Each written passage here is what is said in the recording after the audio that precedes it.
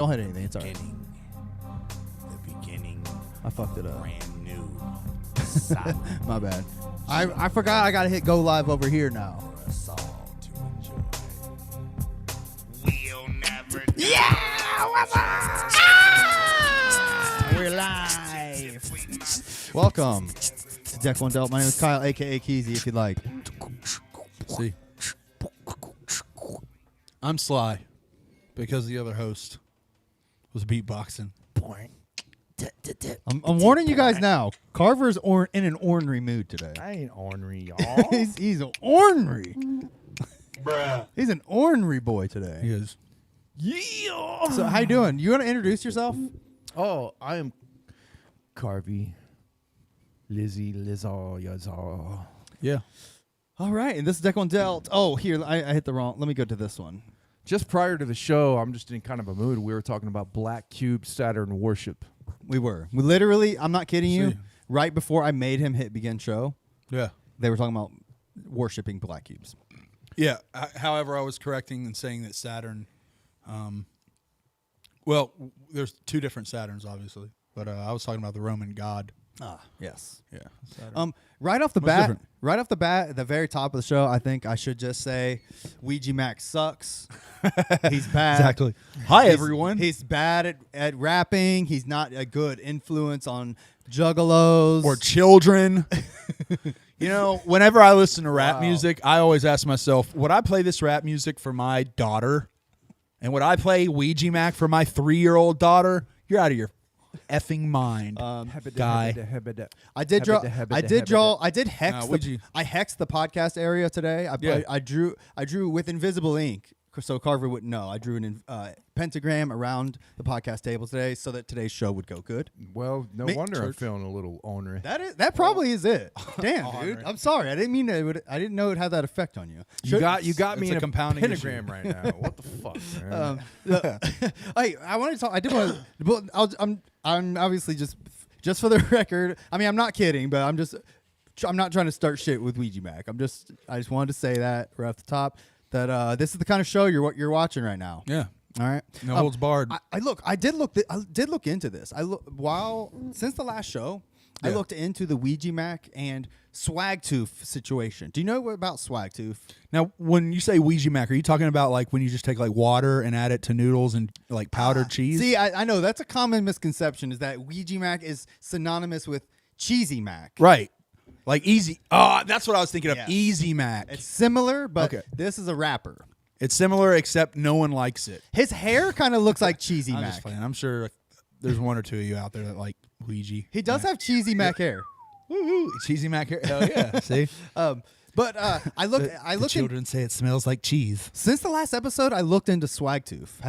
Are you familiar with them at all? No. All right, so I know it's a thing. So Swagtooth was the group he was in prior to being signed to Psychopathic. He was in a group with this other guy named Choir Boy Dank. Choir Boy Dank? Yes. Dopest fucking rap know. name of all time. Sorry, By the way- that's dope. By the way, this guy looks pretty cool. He looks like Jonathan Davis from Korn, like with long dreads and shit. Okay. It's kind of cool. So that's who Ouija Mac used to rap with. So we're clear, I've listened to one solitary Swagtooth song. One Swagtooth song? Yes, Okay. I just typed it in and just clicked one. It was Rad. a song called Alice Cooper. The song was actually pretty cool. Oh, shit. Okay. There you go, Swagtooth. I'm not going to diss it because I actually was grooving to it. See? It was the coolest shit I've heard Ouija Mac do. It's not all just Ouija Mac hate over here. Ouija Mac he probably thought was horrible, but the friend, who was the friend? John Davis? Choir Boy Dank. Choir Boy Dank. Yeah, dope Yes. ass name. All right, anyway. So I did find screenshots of that somebody had posted to Reddit like a few whiles ago. Oh yeah, I think it's in the If you want to get the real dirt, there's a new section on our Discord called Speculations. But Speculations? Look right here, Carver. Check this out. What?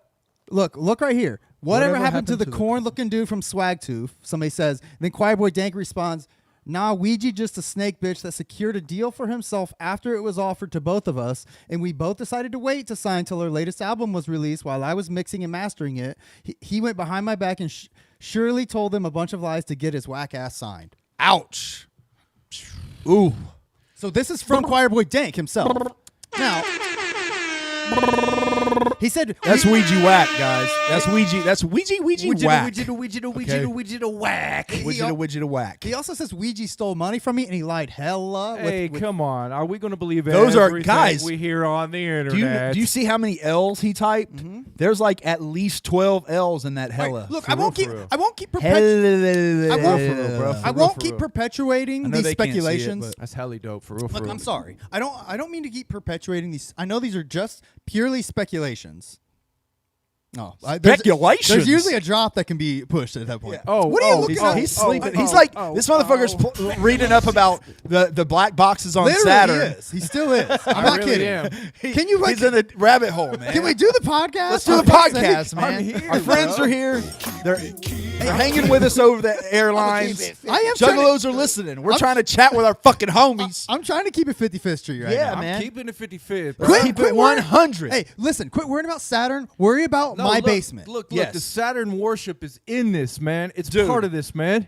Saturn was a god of time. Okay, It's Roman in god this, of bro. time. It's in this, man. See, my Black mic Jew. just I forgot moved, to bro. tighten That that was up. like, You're bro, right. that was like some weird, like I started talking about Saturn and the mic moved. I'm just saying, hey, all hell Saturn. Y'all motherfuckers, I'm telling Right. y'all, man, shut up. I worship Saturn. That's all I'm saying. Man, just shut up, bro. It's all I'm saying, bro. It's way better when you participate. Please. Exactly. Just join it. God, don't do that. There's children. All right, but Are you just not into the Ouija Mac Choir Boy Dank drama? I could give a fuck less about that. all right, but go ahead. Let's no, keep talking, guys. We're here for No, a no, reason. no. I We're here for a I'm really just. I'm listening. I get it. It's not And a Ouija that Mac is episode. that is a bomb. That is a bomb. I will say that. That's a big one, but still, Here- this is not a Ouija Mac episode, guys. It's not. Hearing that and reading that is a bomb, man. But you know what? It doesn't surprise me, man. It's all politics in the rap game. It's all backstabbing, Yeah. snake bullshit. I get Of course. It is. It's all politics. Well, I just want it to be known that this is. I mean, if it's all he said, she said. This is what we're working with, guys. This is it. Okay. All right. All right. Anyway, man. I don't moving know, on. man. Angelic. But you know what? Hold on. Before we go on there, I really think there's a vampiric nature to this shit too. Okay. Okay. You know, not necessarily, bloodsuckers, but even though I do believe there are vegan Satan worshipers that do eat blood. They Are you suck- saying that Ouija Mac is a vampire?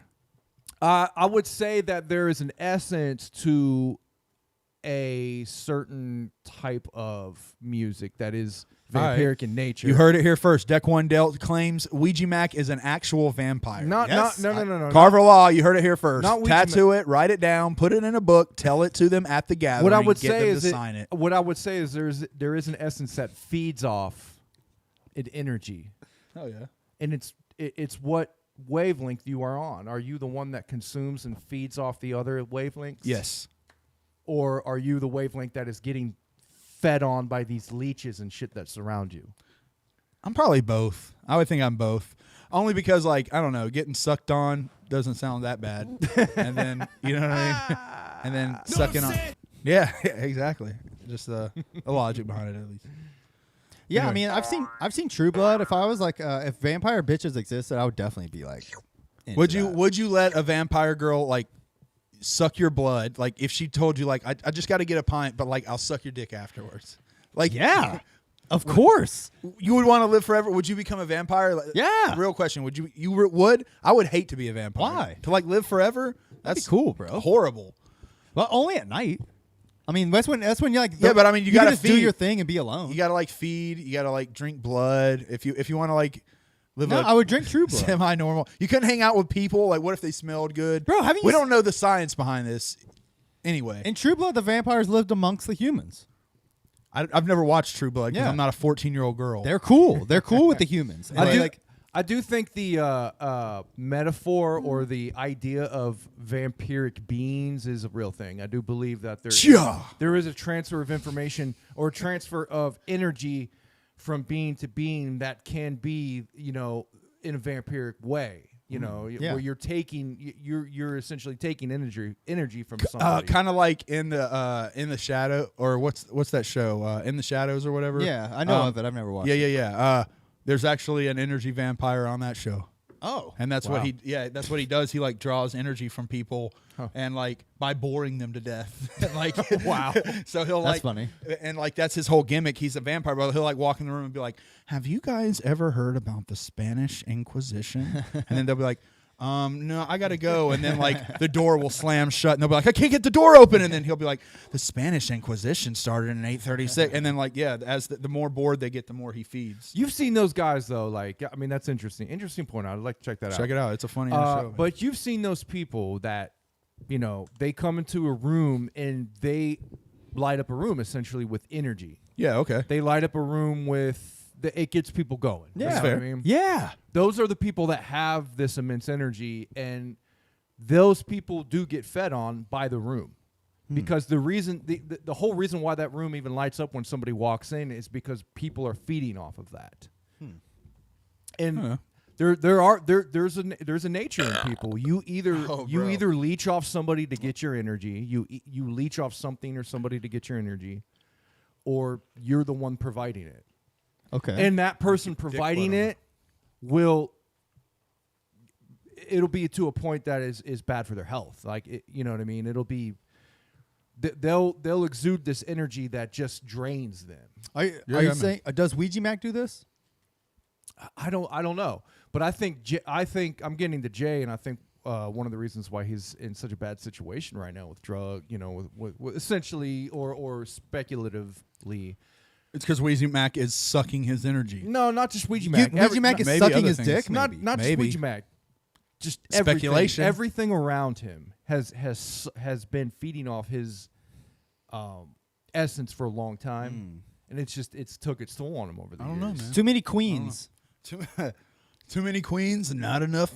Not enough. Yeah. henchmen. Well, women. I don't blame. You know what? I really don't blame Ouija for shit. It is the women. It's the individual that lets it happen to him. It's always a woman in the end, right? I mean, look at us. Tell it like it is, brother. We're done. We're done for. We're locked down. We're married. Ball and chain. We're kaput. fucked. Kaput. You know, we're being fed on by a leech, essentially. Yeah. Which women is our leeches. wives. We're putting that out there. Women are leeches. Our Deck One Dealt. Tell everyone about it. Put it out in your headlines. Deck One Dealt says women are leeches. There we go, boys. We are now a misogynist. We're red pilled. Not we all. are. It's red pill nation. letting, we tricked you guys. Not all women, just our women. I wanted to thank you guys for having me here. I'm gonna leave. Thanks. No, But it's our fault I'm too. scared.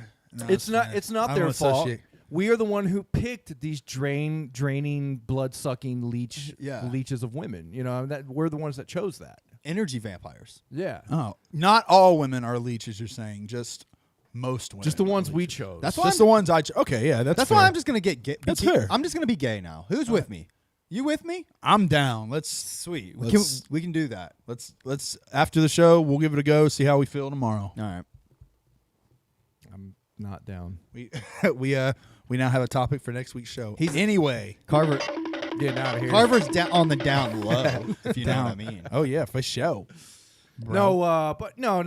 Shout outs to the woman. The gender of a woman. All right, can we move on? This is getting uncomfortable for me. doing? This is getting uncomfortable. So, Keezy, I see that you bought a bunch of CDs. Why don't you talk to us about the CDs you bought? Next section. All right. CD Look, I see the Riders there. That's a group of guys. So let's talk about the Riders. No triggers in that conversation. Right? All right. There we go. I was just gonna say. All right. So you gonna show some CDs? No, not really. I just want to say Jesus Christ. I was Show going 'em. to, but it seems boring now. I got all these CDs. Now that we're being misogynistic. Now that we're talking about women. No. I'm not being misogynistic. Everybody has the potential to be a blood-sucking leech. Yeah. Yeah. But Hey, No, hey, listen, we're gonna get our wives on here What's your soon, and butt? we're gonna let them speak for themselves. All right, our wives are gonna come on. Cha. All right. Let's talk. Dude, so anyway, Tech N9ne. Cha. So what? How Satanist is Tech N9ne? Majorly Satanist. you guys Just drive saying. me. You drive me to suicide.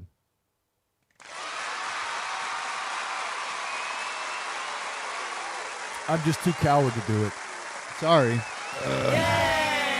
Maybe one day. Maybe one day you'll get the courage. Maybe. Okay. Anyway, Let's do a poll. I did the polls wrong last time. That's why we didn't have any results. I No more realized that. polls. They fuck up. No, I know how to do it Don't now. know how to fucking do I did them. start. You fucked them up. I think I was drunk last time. All right. yeah. Okay. We're gonna say, is Tech N9ne Satanist? He has a complex. He has a god complex.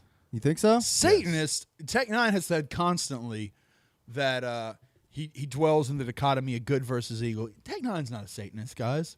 Well, the He album, was a Satanist. He was? No, I'm just joking. No, not really. Not at all. Tech N9ne his has never been a Satanist. This album's called Anghellic. What do you think he's dealing with on this album? Angels and demons, combine the two together. Angelic. The dichotomy of good versus evil. Angelic. You take the word angelic, Angelic, and you take the word hell. like hell, and you just combine smash the them. You just smash them, like- angelic. You know when you have peanut butter and you got jelly and you put them on bread and you smash them. There's a peanut butter and jelly sandwich. That It's shit ain't angelic. hood. That shit ain't hood, bro. But I'll fuck your wife, Custer. All right. Oh, shit. But yeah. I mean, I always got the thing from the beginning, but I remember when I got this CD, that was a big conversation thing with my parents. Here's the deal. Here's the deal with I the. was still living at home You at did this have point. the conservative Christian upbringing. I did, absolutely. And yeah, that was a rough one when my mom saw that one, definitely. What is this? This is the It was like, deal. oh, Mom, I'm gonna tell you right now. now, it's not nearly as bad as when she opened it and took the saw booklet the out. fucking poster. Yeah. When that she one saw was the bad. poster on the inside, that CD got taken away from me, and then I had to get it burned until I could buy it again later. That's the kind of household I lived in. And I was. It was like, do your thing or move out, and yeah. I could open it. And you were like basically 20 at that point, weren't you? Hell no. I was young as fuck. I was like fucking 15 or some shit. 15, 16 maybe. I was pretty young. I was too young to get my own place. But yeah, the crucifixion of Tech. That was a big problem. Yeah, that's pretty graphic. Yeah. That was but it dope as fuck. You know what I mean? Very dope. Yeah. Is that what? Oh yeah, I was gonna say never mind. He's got the. Didn't he eventually get those tattooed? The Liberate Me. I think I think so. so. I was gonna say. Anyways. Very dope, very Anyway, that photo shoot, the booklet, the photography in that is amazing. Yeah, it is. I remember seeing the making of that because there was, I Oh, think, it's got naked bitches. didn't the reparation have the making of it? I don't remember. Like a Yeah. CD, like a DVD. Yeah, or there's something? a DVD somewhere floating around with the making of that, and you see there's video of that photo shoot. The people involved are very talented, very check it great out. photo shoot. The makeup is great. But what I'm going to say about this is I think this was Tech's first big label album, right? If I'm correct. This was This was because this was the one that like I had waited on.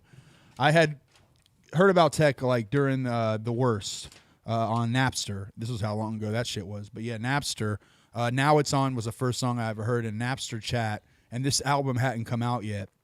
This was way before he blew up in the Juggalo world. But we 'cause were he like didn't basically blow up trading songs. I was a straight Juggalo, so I was like sending ICP songs. Of course, everyone knew who the fuck they were in the chat, so I was getting hated on. But whatever. But somebody posted this, and I kept it around.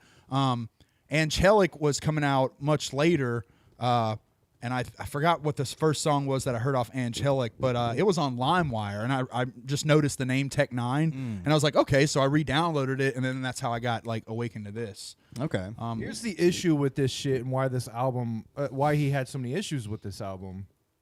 This is the first one that one, like I two- remember in stores for sure. There's 5 fucking labels on this album. Yeah, I noticed that. So which one is like the major label? I mean, Universal. Universal's Universal's the obviously. major, Then yeah. then it's Interscope. But did they just distribute it? You know what I mean? Interscope isn't Interscope owned by Universal? yeah, I think so. Universal Interscope. owns Interscope. Lil Ninja said, wow. That's what I'm saying. He said, There's- he said, wow, it's Sunday, it's church day, and y'all reviewing a Santanic album. You are Santanic. damn right.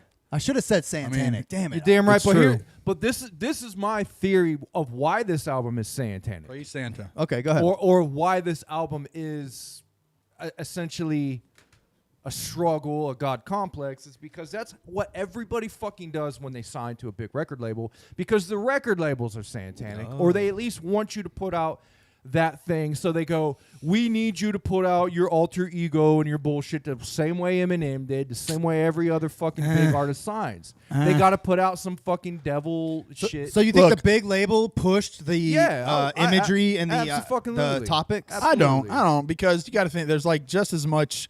There's no big label that wanted a black gangster rapper to come out with angel wings crucified to a cross. I promise you, If it the wasn't- label fought that like a motherfucker against that shit. No, I promise you. Fuck no. The labels love that shit. Are you kidding me? No way. They Absolutely fucking not. love that shit. No way. Are Well, you if kidding they are me? You know how much satanic, shit- they love it. No, I mean you have to think like how much shit that like only if that's your Dude, market. controversy is the best thing they could only ever if that's your have. market. in Then hip-hop why music. did Disney rap? why did Disney remove the Great Malenko? Yeah, I guarantee it wasn't because of the imagery of ICP. What was it? Yeah. then? It was just because of some of the things they said. Just the lyrics. Just some of the lyrics. The imagery, the fucking satanic imagery is absolutely what they Yeah, I want. mean, Marilyn Manson was doing straight satanic. If you're imagery. doing Excuse me, satanic shit, but like you have to think like there's Satanic. not in the hip hop world, satanic imagery hasn't had a whole lot of success. It has had success with like Ghetto Boys. Yeah. Like you've had a few that have found success. And then before but like Eminem, dude, in rap, Eminem before this was they labels like saw Eminem and they were like, yeah, let's do it. But so you may be right. It may have not been the label that pushed it. It may have been Tech N9ne that said, I want to do this. That's and what that's I'm saying. what got him That's what signed. I'm saying. Yeah, that's what. Okay, fair enough. Like maybe I don't think that necessarily he came out with the idea and the label was like, no, we're doing a Christian thing. No, like they're gonna mainly let the artist do whatever he's doing as long as he's got the numbers to back that idea up. You know what I mean? If you've proven that you can sell albums and you're going to come out with an idea, as long as it's not pushing it too much. But I guarantee some label head was like, you want to do what for the inside of your album cover? And when he said, I want to put myself crucified on a cross, I guarantee there was some pushback. I mean, they let You him gotta do it, fight for that so- kind of shit. Yeah. So, God, there is a DVD out there of the making of this album. See what Tech says in it, because I think he goes into all of it, of whose idea it was. And Country everything. singer said I was T9X. also going had to a- it was a DVD. say though that this is also the distributor. I think that Universal Interscope is just a distributor. It's not necessarily a label he was Right. signed to. J-Core was the label he was signed Yeah, to. J-Core. Right? Yeah, J-Core was the label, and wasn't that under QD3? Yeah. Yeah, Which is- J-Core was under UD3. Dude, it was like a subsidiary. Yeah, so subsidiary many. of They're QD3. all under that fucking So many label. hands in the fucking Yeah, I pot. mean, it dude. Yeah, is. exactly. How, That- how long? How you- long till he gets his? You think Interscope is... Absolute Power. Yeah. Yeah. Absolute Power was the first one put under Strain. Well, Is that that- one has Strange on it. Oh, really? Yeah. Yeah, well, that And was that's an original. That's not reparations. That was like his Yeah, they had subsidiary. Strange. But this is what I'm saying, dude. When we were listening to Anghellic, I mean, you got me into this a while before Absolute Power came out. right. We bumped that shit for at least a year. Yeah. and what was that? 2001. Shit, I can't think of the exact Yeah. year. It was like right Maybe when it even came out. 99. Like I got hip on it Yeah. right when it came out. We 'cause bumped like I that. said, We it was bumped like that one for at song. least a year or two before Absolute Power. And when Absolute Power, because I remember you were like, Tech's coming out with a new album. I was like, oh shit. Yeah, I And we remember remember we got on in this my room. website. We got on the website and listened in my to the- bedroom on the Tech N9ne website, and Listen he to the had 4 snippets. tracks. You had yeah. it. You had snippets in Real Player. Yeah. He had the Yeah. Grinch, Absolute Power, Slacker. Amatel, and And- Slacker. I and think we- that and was like the 3 this or 4. Yeah. And we were juggalos, but Tech, there was Zero. zero in the world, in the Juggalo world. Juggalos there was not Actually- one juggalo that talked about ICP. I that never knew. even heard of Tech. Or until- that Yeah, Tech. I had 2 Juggalo groups of friends. I had my in-school Juggalo friends and my out-of-school Juggalo friends. My out-of-school Juggalo friends with you guys, like you were always Yeah. all a little bit older than me, so we hung out after hours. But like in school, my Juggalo friends, there were dickheads, and I can remember coming to school with Anghellic, putting it on the lunch table and getting mad fucking hate from it. Like, what the fuck is Really? this whack shit? Yeah. One of them even took it home, listened to it, and brought it back and was like, this shit is trash, bro. This Wow. shit is garbage. Yeah. Another fun story, and I stand by this, and I'll put them on blast because I tell this story anytime I get, because it's one of those things. I sent the song from Anghellic, Psycho Bitch, to Scotty D of Fago Lovers before he got popular in Juggalo world. When they used And to put songs on the side. yeah, they would put like 4 or 5 songs on the side, and Scotty D sent it back, and in so many words was like basically like, yeah, I don't think it's gonna make it, but thank you. You know what I mean? Like dismissed it, and like I- wouldn't post it until the Wicked Wonka tour, and then it was a little before the Wicked Wonka tour. He Oh, started it was buzzing. It was during one of the gatherings. I remember people were bringing him up to Jay in yeah, the yeah, seminar. there was, and then like, because he got big. I think that was a song, Psycho Bitch. I think it got played like months down the line, because I remember when it came out, I was salty as fuck because like it made it like a news headline, and it was like, what the fuck, this ain't no news headline. You know I'm what gonna I mean? tell Like, is what really got him in the Juggalo world. yeah. I'ma Like, tell. yeah, I was gonna say, because I can't even remember like what it was that like triggered it, but something triggered it, and I remember seeing it and being like, dude, I always knew like he would be great in the Juggalo world, but it was just like, Yeah, because we talked about. I remember when we first started listening before Absolute Power. We were like, man, this would be great for Juggalo shit. yeah, because you But were into that Twisted song. I remember you used to listen to that shit like nonstop. Yeah, I love Twisted. That was also Tech N9ne. I give this album. This was the album that started my transition out of being a Juggalo too. Honestly, because like until this, I had only really listened to rap in a Juggalo format. What I'm gonna do, I will hit you with the attack. I will hit your neck with a bloody and sharp axe. Where your rhyming structure is da da da da da da da da rhyme, and then Tech was the first person who I heard, doing stuff like, really I don't want to be the one that want to come with the gun. No, I'll say this, when he was chopping with melody, and before that, there wasn't a lot of people chopping with melody. It was like Bone. and Bone. You had Bone and Twista. Twista was it. Yeah, you had a few people who were doing it, but the thing was, like, especially in the horrorcore vein, which is what we were kind of in, this was the first artist who had kind of that horrorcore tinge in rap. He was just horrorcore enough to kind of fit into that mold, but hip-hop enough that, like, you could play him for somebody that just liked rap. And they would always just kind of be like, they'd listen to the music and be like, yo, this shit is fire. Yeah. And then they'd see the CD and they'd be like, oh, yo, I don't know what the fuck he's doing on the CD cover, though, dog. Like, what the fuck? This shit's crazy. But, Hey, who did his production on this shit? Do you know? shit. QD3, right? There's a lot of different. Roger Troutman does one of the songs. He does that Twisted. Yeah, Roger Troutman did some samples for him on that, but Oh, you mean like actually engineered it? Or you mean just the You mean who like made the beat? I think the production is made by a bunch of different artists. But yeah, like J. Cord's going to do. So many fucking people lot got of their them. hands on this album. Yeah. Wow. Oh, dude, yeah. People, yeah. and that's why he got barely. This is in. nuts. That's Shit. why this album fucking he has bad. There's a bad taste in his mouth because of this album, because of all the shit he went through with this. Yeah, Church. Yeah, he didn't get as like nearly as much as this as He started thought getting this his was going to latest. be his mainstream album. Right. You know, Yeah. this was going to take him into the. I could tell just by how many people are listed under every song that he got fucked on this album. Oh, he got fucked. Yeah, he didn't get shit comparatively. That's why, like I said, on the next ones, you start seeing Strange become a bigger. You start hearing him say Strange. That became a big Absolute Power, and I think Well- it's also thematic with the album. I don't want to talk too much about Absolute Power. Save that for another time. But that's thematic to the album. I feel like that's when he got his power. Yeah, you know what I mean? His absolute power over his music. Yeah, exactly. Like in this, he was still signed to a label, and he was kind of having to play ball in so many Well, words. I remember some of the early stories he would talk about when he did get involved with the Juggalo world. He didn't really know much about ICP, but he saw the commercial for the Malenko. Yeah. And he even said this. Find the interview somewhere, but he said this in so many words. He said he was kind of pissed off because when he saw the Malenko album, that he had an idea for that where he wanted to do a barcode just on a straight black album, a silver barcode. oh, And word. he saw Malenko and it was black with the silver. Yeah. And he's like, "Oh man, I kind of wanted to do that." So he said he saw that, and he also remembers seeing people in his lines for shows in the early days Yeah. that had face paint on and for clown face paint, and he would ask, who are these clowns? Who is this?" And somebody had to tell him, it's like, "Oh, that's ICP shit." Right. So he claims he didn't know much about him, but sometimes I question that. Yeah, I mean, of course he's going to see it here and there. You know what I mean? Like Juggalo culture is prevalent just about everywhere. It's always peppered in. It's not a mainstream culture. It's a subculture. So you just got little pepperings of Juggalos, but they're just about everywhere. You got Juggalo lawyers, Juggalo doctors, Juggalo everything. It's not condensed. You don't see giant groups of them unless there's a concert or a gathering or something. But that's kind of the benefit of it as well. And this is another thing with Anghellic. Anghellic was out.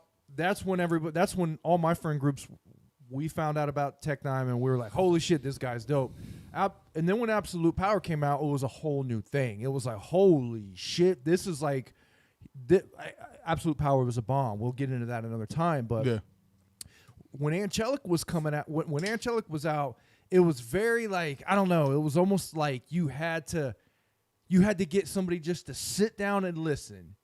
Nobody wanted to, but as soon as you put it in, you got somebody to listen. You'd have to corner him almost and be like, you have to be in a car or something, be like, hey, pop this in real quick. Yeah. And then as soon as they started hearing it, it was immediate. You could see people go, holy shit, and it would click, and you could just see it in their eyes. They would be like, it's some of the most unique sound, especially at that time, that had ever come out. On my memories, like with Anghellic, I didn't get that as much with people. There were a few people who I could play Anghellic for, and they would be like, oh, yo, this is tight as fuck. But like, it was most people almost brushed it off. Once Absolute Power came out, that was the Absolute ticket. Power was definitely you the played big that one. for anybody, and they were like, "Yo, this is fucking fire. Who the fuck is this?" That's his you know? great Malenko. Yeah. I mean, yeah, that's his big one for sure.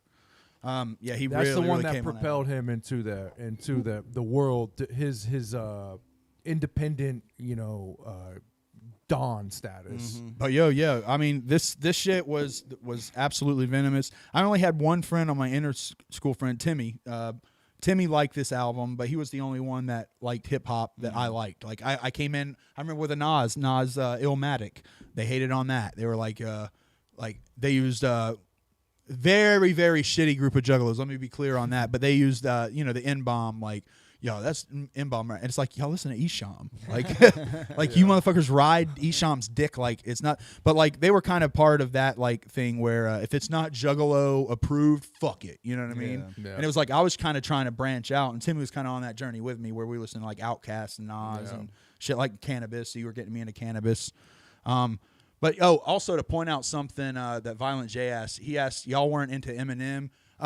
I love Eminem now, but like you have to think also at that point we were in the era where ICP was actively beefing with Eminem. Dude, I still had his first two albums. yeah, first two albums was different, but like I liked Eminem and was on board the very first time I ever saw My Name Is. I made my dad take me to Media Play and I bought the single. I was Same. on board from the day I fucking saw him. I was like, this is sweet. I was until I became a Juggalo, and I was 100% ride or die Juggalo in that aspect. Like I was like, fuck Eminem. Once he I started used to, beefing like, with him, it sucked. But I got Marshall Mathers LP the day it came out and bumped same. the fuck out of it. Yeah, well, Yeah, same I had that and those Slim Shady LP. I had those first two albums, and then they didn't start beefing until a little after that publicly. The ICP disc is on the second album. Yeah. I can fuck with just about all Eminem now, other than The Faggy Relapse. Tudo, That Violent album Gay. is horrible. Yeah. Relapse is a bad album, but I don't even call it a album. I think it's a bad album, but at the same time, that's his bad album is, like he kind of said in that diss to MGK, my biggest flop is your greatest hit. His bad album is like pretty fucking good. Yeah, dude. But it's I still, love I Eminem. consider that his bad album. Always loved Eminem. I can't get enough of Yeah, Eminem. of course we liked He's it. fire. Of course we liked Eminem. We liked Tech N9ne when he came out. He had a little bit of that feel to it. I think he was mainly reverting to the fact that I said that like I hadn't heard anybody with that kind of style, and Eminem did have very different styles where he would go. But even at this point, when I heard Anghellic come out, Eminem was still at that point kind of riding the same style, like I want to hit you with the pistol. You know who Eminem reminded me of when he first came out? Because I was always a fan of Redman. Eminem reminded me of very Redman when he first Yeah, came out. very much. You're right. They are in the same vein. He obviously went on to completely change from that style, but I remember when Eminem first came out, I was like, this kind of sounds like Redman. Oh yeah. But Interesting. I mean, and he's even gone on to say Redman's one of his favorite rappers. Yeah. But yeah, I mean, I was listening to all kinds of shit. I was definitely listening to some. I was listening obviously to Redman. I was listening to Bone. I was listening to Cannabis. I was listening to all kinds of. I wasn't different listening to no rap. hip hop back then. I was still a big Juggalo. I was still deeply invested in the Juggalo. When Same. this shit came out, it kind of like took both things I loved and mixed it from hip hop. Like a lyrical, like the lyrical street shit mixed with like the Storytelling. the storytelling. It just mixed it, and I was like, getting it was a perfect mix at the time. Absolutely. Yeah, I was kind of getting into this shit at the same exact time I was getting into Atmosphere, Cage. I was just starting to really get into the underground rap scene. There was like a few other underground people like McNasty. Like McNasty back in the day, I actually listened to him when he was coming up. There was like a bunch of people back then who were kind of doing things in their ground. And I was starting to focus more on that. And we were rapping, you know what I mean? So I was almost looking at people like I wanted to be more like, like I was getting tutored with ICP. I wanted to almost leave that behind and like do my own thing. Yeah. And there was these people who were kind of paving their own lane, and Yeah, I wanted to obviously. follow what they were doing. And I was on the same wavelength. I wasn't, as quite into researching the underground as much as you were, but I was definitely on that same No, wavelength. yeah, You were like, studying. You were like studying lyricism. Yeah, and I was shit. on that wavelength where I did not want to rap like ICP. No, yeah, I remember that exclusive. I do 100% remember that. Like I said, that was the song that stuck out to me. Like on this album was Twisted. Like I remember we used to play the fuck out of that song like nonstop. Great and just be like, metaphors, dude, yeah, great flow structure. I mean, that song to me is a classic. from this album on, our styles as rappers started changing too. Like we were very much like, you know, doing juggalo rap, and then after this, like, we make you shake, you know. Oh, come yeah, on, and obviously. which make you shake. If you listen, like, it's an old song of ours, but like if you listen to it, it's 100% ripped off of Tech N9ne style. Yeah. it's just a complete Tech N9ne rip off. But that's you're because you're experimenting with like 10 different styles on one beat. You know what I mean? and that's kind of what Tech N9ne engineered it, and I mean, you know, we had the same. We make you shake. You know how he does like almost that roar, and like, you know, everybody want to cut, but that's. I remember though when we took that song out to the street, because we passed it out street level just like the old days. Yeah. And we took it to that club, man, and we gave out a bunch of those CDs, and there was people immediately popped that shit and started bumping it, man. I was like, holy shit. So I didn't think we was doing much, but people seemed to like it back then. Yeah. But yeah, hip hop has just changed so much since then. But back then, man, when you could.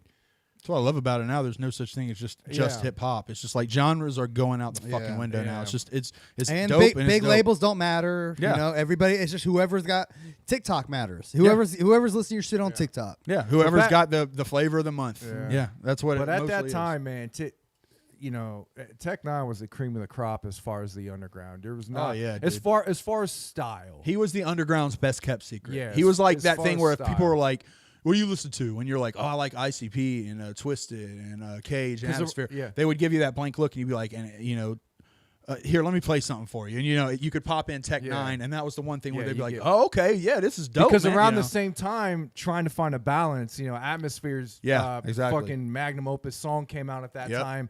And Remember that that was shit. mind blowing as well. Yeah. But we were listening to that. Then we were listening to Cage, Tech. Movies You for the had Blind. Bro, I Cage saw going. I saw Atmosphere perform that song on Conan.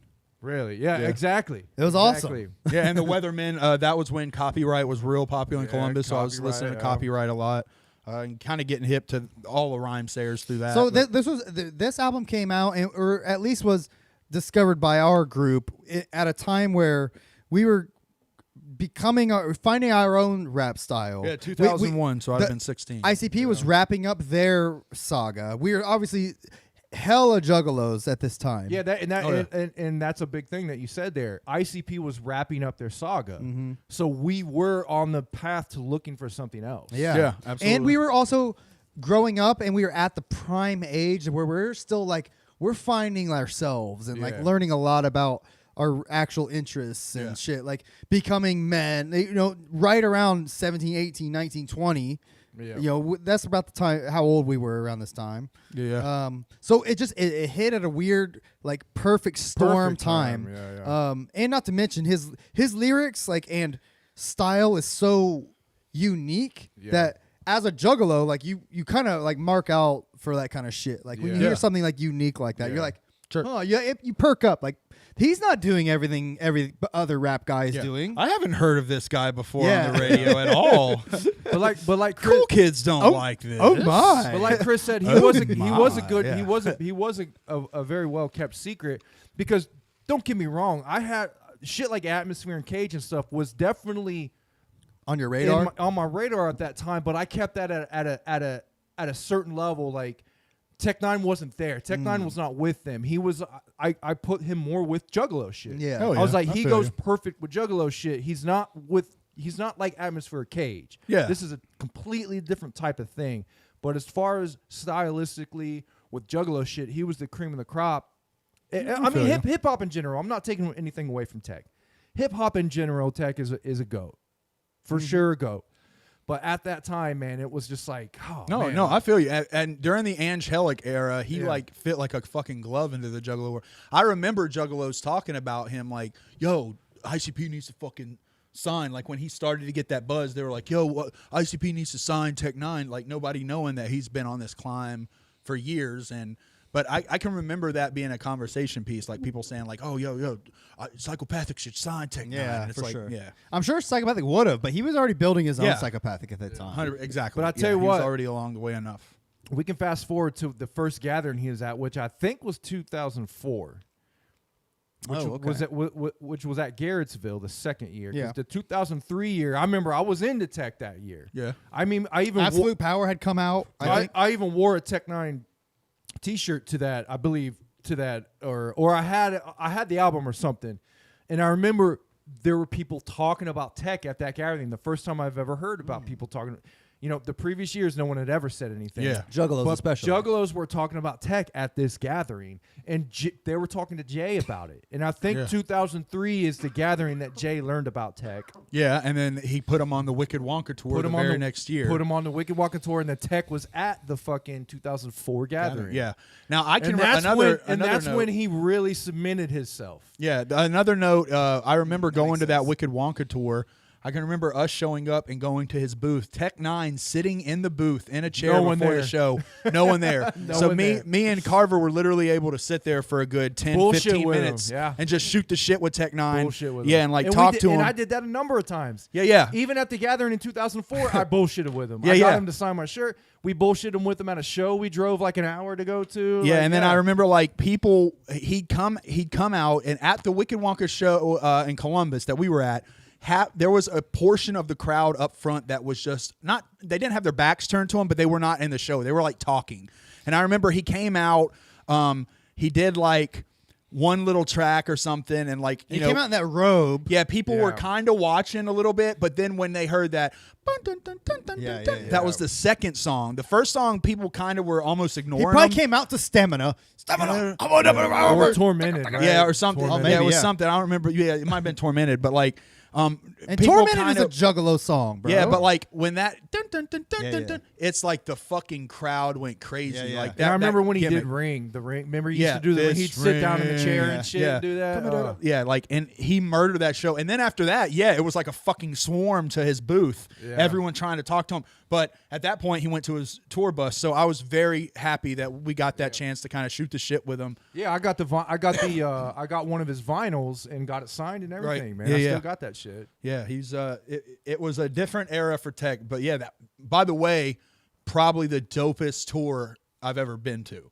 Like Wicked Wonka? the lineup, holy Yeah, Wicked shit. Wonka was dope. ICP, Bone Thugs and Harmony, Cottonmouth Kings, and Tech N9ne. What the fuck? Yeah, it was Not to crazy. mention ICP really like went balls to the wall with that like Stage show, stage yeah, show I and know. like It was during the holy- Wraith era, man. You Yeah, can't. dude. The Wraith era, They they were killed that show, on dude. top during the Wraith. I mean, era. it was amazing. Like you had like Oompa Loompas, you had like all kinds of stage props. Everyone's in fucking costume. It was just like top they top had of their all- game. They had man. like pipes, like in the movie, with like, Yeah. I mean, fucking seeing Bone Thugs and Harmony and Tech N9ne and Cottonmouth Kings on the end of the stage, Yeah. shooting Fago out on the crowd. It was That was crazy. like an epic moment, man. And I know that shit happens in like gatherings, but like I don't know, man. That concert was that. No, that's- that tour that was a tough one to beat. legendary. Yeah, that was a tour's tough one to legendary. beat, man. I think most Juggalos know that tour is a legend. Even if Yeah. they never went to it, they know it's a legendary tour. Yeah, man, that shit was amazing. And there was only one other time I saw Bone around Psychopathic that I went to. That was Bone and Twisted, and it was a horrible experience. that was a horrible show. It was horrible. There were fights breaking out because like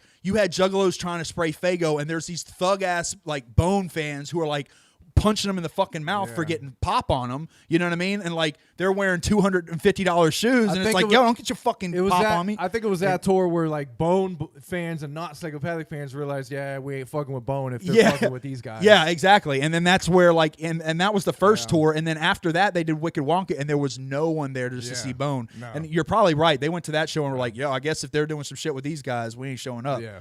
Because it was like I remember there was fist fights Well, out in it- the mosh pit. well, Like that- no one could mosh because like if you bumped into like one of the thug like Bone fans, they'd push you and a fight would break out. So it's Yeah. like it was just everyone standing there. It didn't feel like a Juggalo show. It was whack. Well, but Wicked Wonka way better. Well, it was twisted, you know. And when ICP's back then, when ICP wasn't involved, it was different. You know what I mean? Because they're when up ICP in was the air. involved, people knew. It's like, okay, this is ICP. We're not. We know whether we want to go through this or not. But with Twisted, people didn't understand that. They didn't know They yet. didn't know who Twisted was. didn't so know yet. They read, Bone Thugs and Yeah. some opener. Yeah, exactly. But like, it's like, no, they had their own culture in the Juggalo world. Like, we still did the ICP shit at their shows too. Still Fago, still, Magic, Yeah, it was a different time back then. I mean, the previous gatherings, the previous years, Bone was on one of the at one of the earlier gatherings, and it was different, man. People didn't care like they do now, Right. Because it became a thing as the gatherings went on. ICP, we got these legends, Yeah. But back then it wasn't like that. Right. Those early years of the gathering, it was just like they were just trying to get whoever they could. Yeah, and I mean, and now don't get me wrong, there were some dope ass acts, but it was like, what was funny is anytime you had like a top tier leader of the pack act coming, you almost could guarantee it was going to be a disaster. Yeah. Like I remember they got Bubba Sparks that one year, fucking disaster. Like who Tila Tequila, fucking disaster. Yeah. Anytime they got like one of them top tier, like at the time, like someone who was doing real well for themselves, it was always a fucking disaster. Red and Meth did good from what Yeah, I remember. Well, that's Red and Meth. Yeah. I mean, they're kind of like Pisses embraced me off. by I never all saw. cultures. Pisses me off. Those were the gatherings I missed when they finally got Red and Meth because Right. I was always a fan of them. Oh yeah, absolutely. And then they finally get him, and I'm not at the gathering. I know we got like Vanilla Ice, which cool, but I've seen them about 7 times. Yeah. Rehab, I've seen them about 6 times. Like there's certain artists that you just see over and over at the gathering. 3-6. I mean, that's where I saw. Yeah, the 3-6, gatherings I've is where seen I them saw 7. most of my legends. Yeah, The gatherings. I mean, ODB, 3-6. So many of the legends. You know? Ghetto Boy. Well, Bushwick was there, Yeah. there at least. Yeah, Up there doing his Bushwick. That dude's fucking on one. But anyway. Oh yeah, well, I saw him during that gathering all over the fucking place, man. Jay has a story, doesn't he? How he said like he was disappeared. fucking a bitch and Bushwick broke into his trailer like butt naked and was like yelling at him or something. Yeah, it was like screaming. I heard him tell a story like that one time where he was like fucking abroad and Bushwick busted in with a cane, butt naked, and was like screaming at him or something. I don't know how the story ended, and I don't want to speculations. I don't want to hit that, but at the same time, yeah, that I remember that story. Yeah, there you go. I remember that story though, 100%. Oh shit! Here we Here go, we go again. again. No, yeah, I don't know, man. I just going back to Absolute Power. I just remember getting the album. I don't know where I got the album. I don't know if I bought it. I think I borrowed it off you. What's that? You Which bu- album? Angelic. Angelic. Sorry, Yeah. Angelic. I had the album. You and got it, was- but I think you got it off somebody.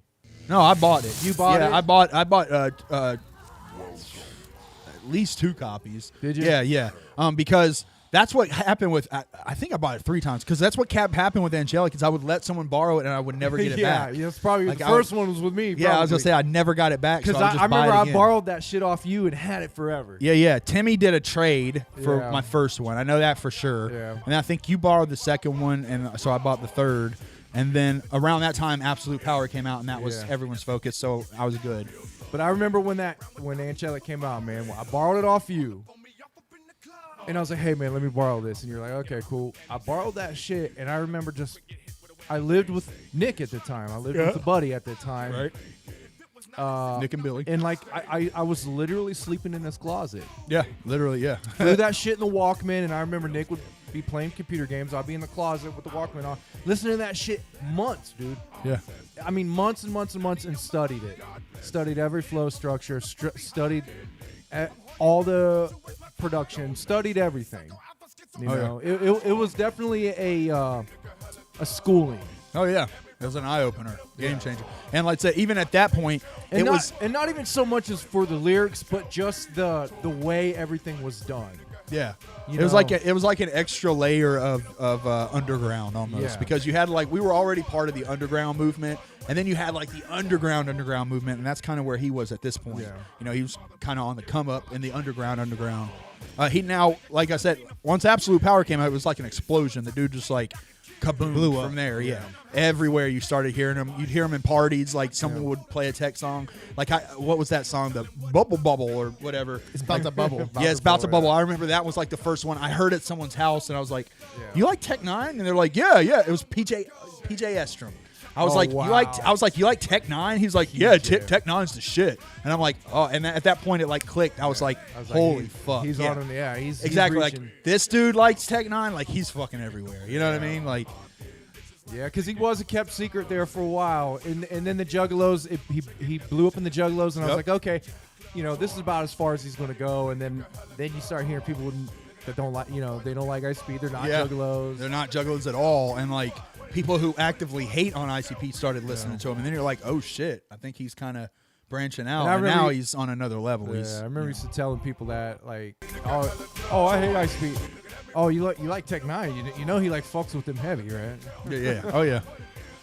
But yeah, with Even Absolute Power, he had the clown makeup that he would kind of wear. Yeah. On so many. It was just a character study of Tech himself, the way he did stuff, because other hip hop, it was a little easier. Yeah. Like with Cannabis, there was not much to study besides just his lyrics. Yeah, exactly right. Same with like Atmosphere. There wasn't much to study. They did even on Eminem. Yeah, they did. I mean, they did. I love him, but yeah, they did like Atmosphere for one thing. Was like an old school way of doing hip hop. It was just mainly the lyrics you had to actually study. right. But with Tech, there were so many layers to study. Yeah, exactly. Just like ICP, which is why you said Yeah. you made a good claim when you said he fit well into the Juggalo world, because just like them, he had like a mythos to him. You know what I mean? Like, and this was at a time when now I feel like everyone in music has to create a mythos about them. So that's why they do the face tattoos and the different colored hair, and they basically jump all in because you have to create like a character. You know, kids don't want to listen to just another guy that they could hang out with. They want to listen to a character now. And back then, people weren't doing that. Back then, everybody was just a guy. You know, people didn't have a mythos. You had ICP, Eminem, and Tech were like the and biggest. Eminem quickly signed out of the mythos shit because his mythos was Slim Shady. Yeah. He did that one fucking album, and then partial he did it in Marshall Mathers LP. But that's why he called it the Marshall Mathers LP. That's when Eminem started becoming a thing. He was only Slim Shady for 1.5 albums. Infinite and Slim Shady. That was the only time. That's what's going on. The labels want you to do that for your first big album. They want you to be that character, and they hope you go on and make billions with it. But the artist eventually wants to be themselves. Right.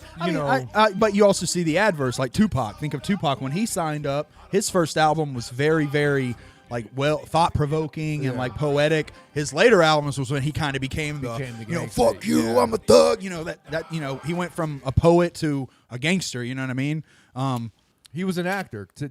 Tupac was always an actor. Yeah, I mean, don't get me wrong. He was living that thug life but Tech was a great actor.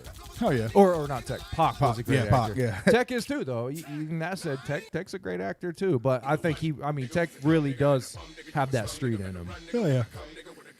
And I think he was always bitter about not appealing to the people he wanted to appeal to. Yeah. Which let's be honest. He wanted to appeal to his community, black people. Yeah, of course. The people in his hood, the people around the world that And they weren't feeling him at this point. You know what I mean, he was an outcast then. Yeah. And I felt him too at that point.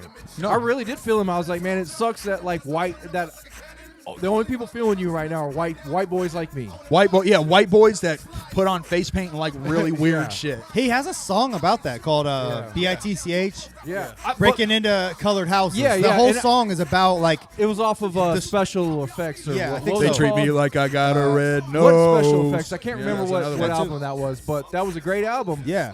But And that's what that whole song's Yeah, about. I Like, actually- it's about his struggle with He that. actually had Kendrick on that album, I think. Yeah, he did. I Didn't think so. I bought that album. That was actually a pretty good It was album. pretty dope. I almost went, I don't make black music. I don't make white music. I make fight music. And then I was like, oh shit, that's not Tech N9ne. That's Eminem. But no, Tech made it apparent, and I felt that way before that song ever came out. I felt Tech was going through that. He really was. You could hear it in him. It bothered him for yeah, sure. it did.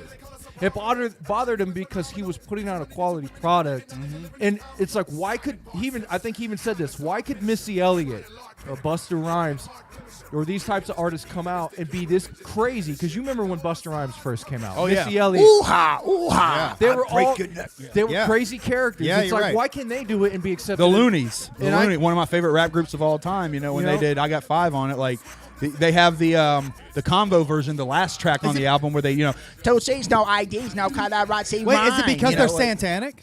I think that is the main reason. That is the main reason I think is why the black community. Shit, think of Bone. at this time wasn't feeling it. East 1990. Exactly. East When- 1999. Bro, why like, were people into at 3-6 Mafia? upside down? Yeah, 3-6 Mafia. That's another one. I think it's truly because number one, they had label backing. They had big label backings. I used to go to, just to interject, I used to go to school with a kid who's like, East 1999 is the street they grew up on. It's like, no, it's not.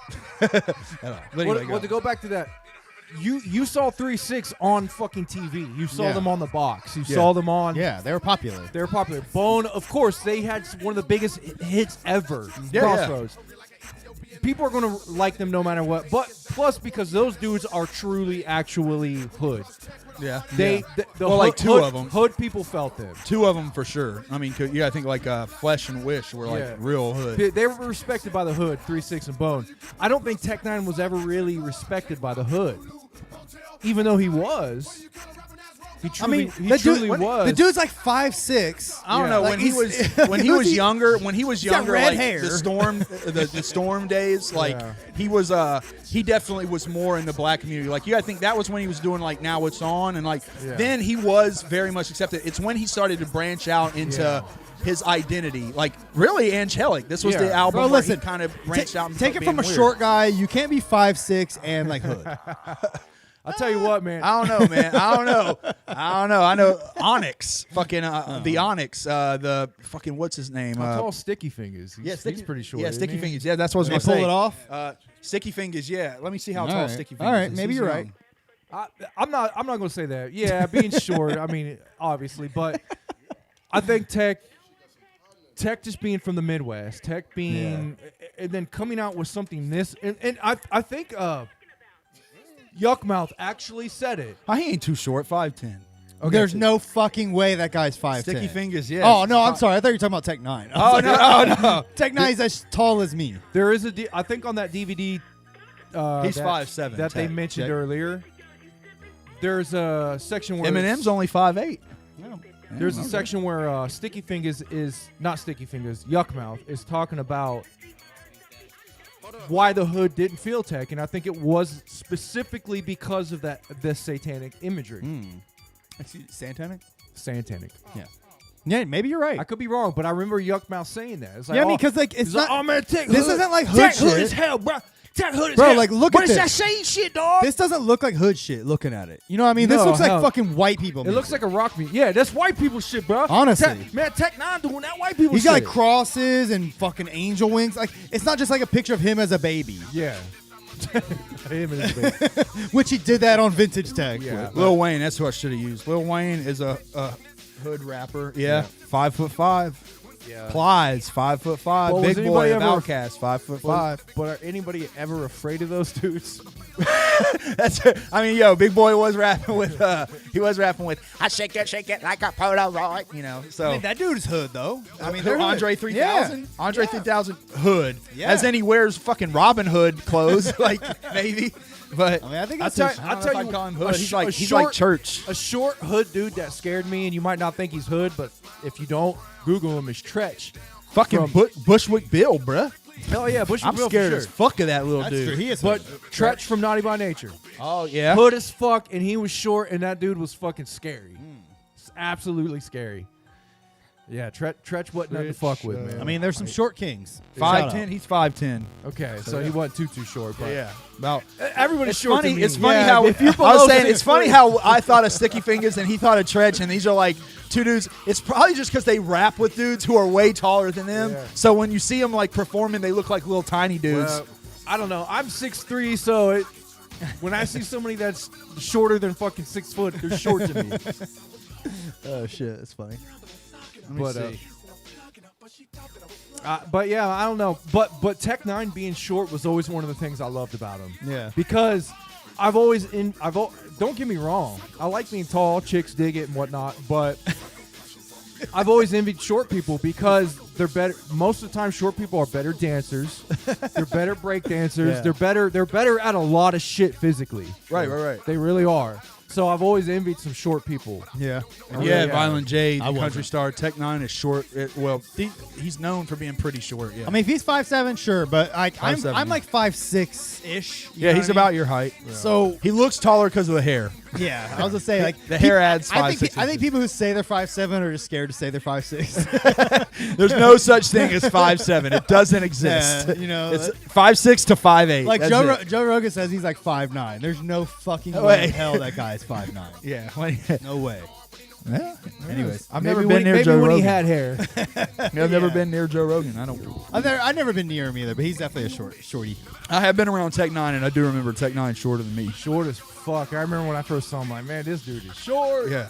Yeah, we need to get some more black people weighing in on the first Tech time N9ne. I ever saw Tech N9ne was in Circleville, and he performed on the back of a fucking I trailer. remember that. I was there. Was that Yeah. Circleville? Yeah. Yeah, that was It was- Circleville. yeah, we that- got it- invited. It They were was supposed the, to have like, a rap. It was like the Fairfield Fairgrounds. or Yeah, some Fairfield, shit. Lancaster. Yeah, it was that in was one- Lancaster. It was in Lancaster. Yeah. Yeah. Funny story about that. You remember this. Yeah. You were entering in the battle, remember? Yeah, I was entering in the battle, and then like it got canceled right It got before. canceled because you were rapping and everybody heard you and they didn't want to fucking rap against Right, you. right, yeah. That's exactly what happened. I've really literally, funny. I've only been in maybe 2 battles that have went to the conclusion. And I'm not saying that from a state of arrogance. I'm just saying like I have fucking fun when I battle. Dude, I was and there. I was I'll get like, everybody I, on my side. I was. Yeah. I had my ear to. I had my that day. I had my ear to every single rapper there. Because I put money in the pot Yeah. because I knew you were gonna win. Yeah.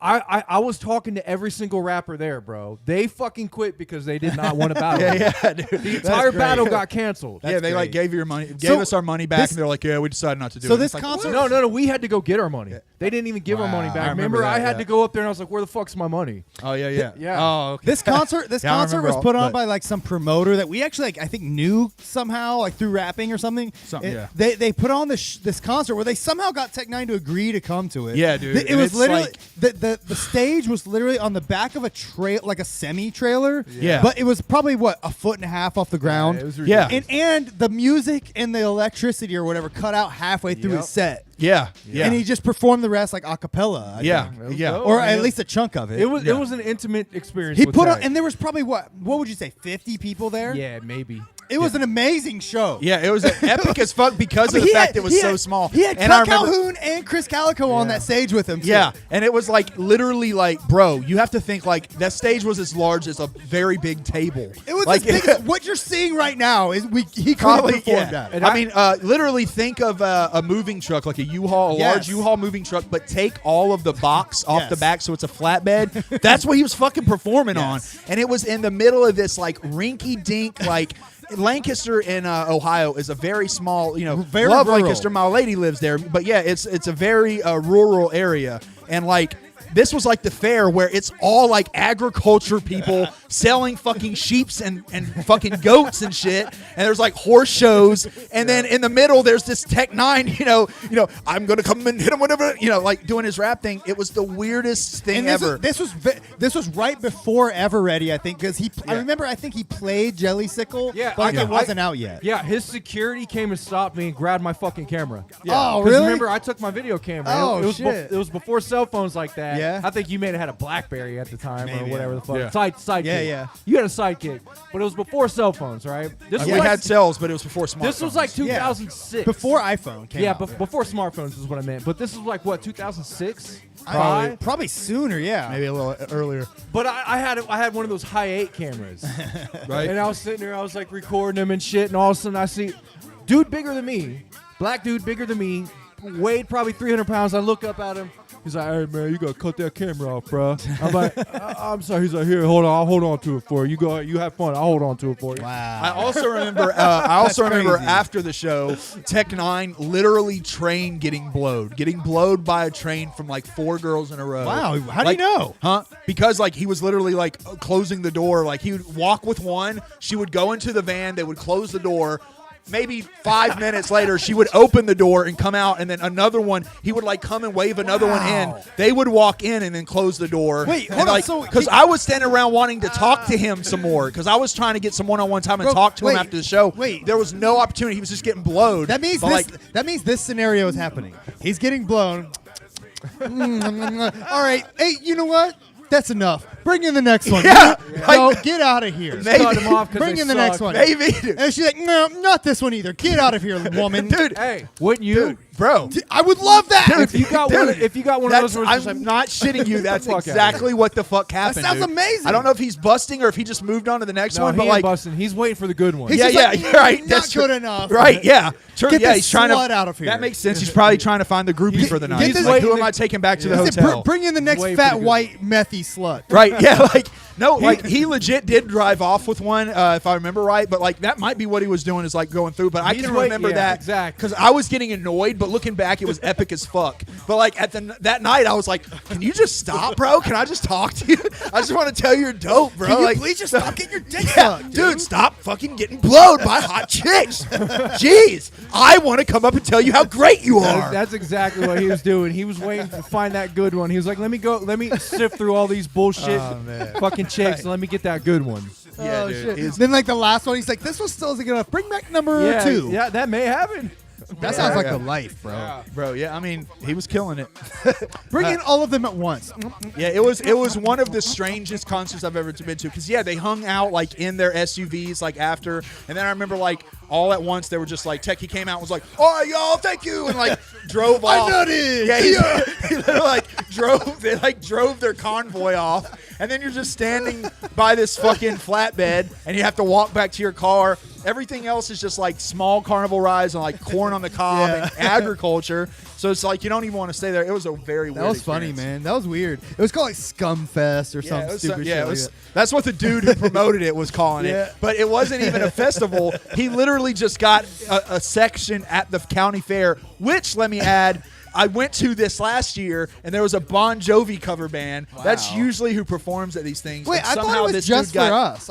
I didn't know there was other shit going on there. No, there was. I thought it was they just were like a setting Juggalo up, Tech N9ne thing. Well, they were setting up for the fair, but Oh. the fair wasn't going on Okay. yet. So yeah, it was like a partial Wasn't fair. there at least one? Because there was shitloads of other people there bringing their animals in wasn't there for the fair. Wasn't there at least one other like shitty Juggalo rapper that rapped though?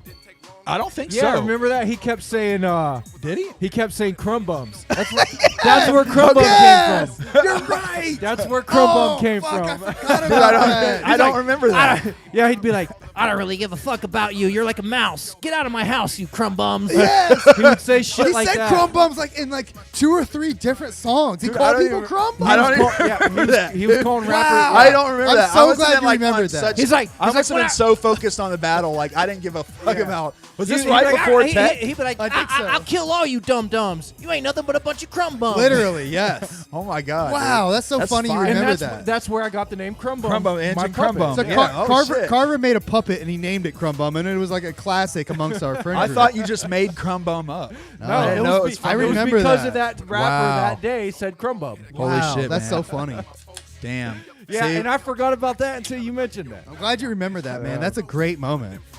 Crumb Bum. Remember, because we were sitting there laughing like this dude Yo, was saying hey, Crumb hey, Bum. Crumb Crumb Bum sucks so MC, bad. if you're out there, bro, hit us up. Let's do a track. The dude Trying who to do a opened track. up for Tech N9ne in Circleville, Ohio, that said Crumb Bums, please hit us. Yeah, up. I want to talk to that guy, and I want to hear those songs again.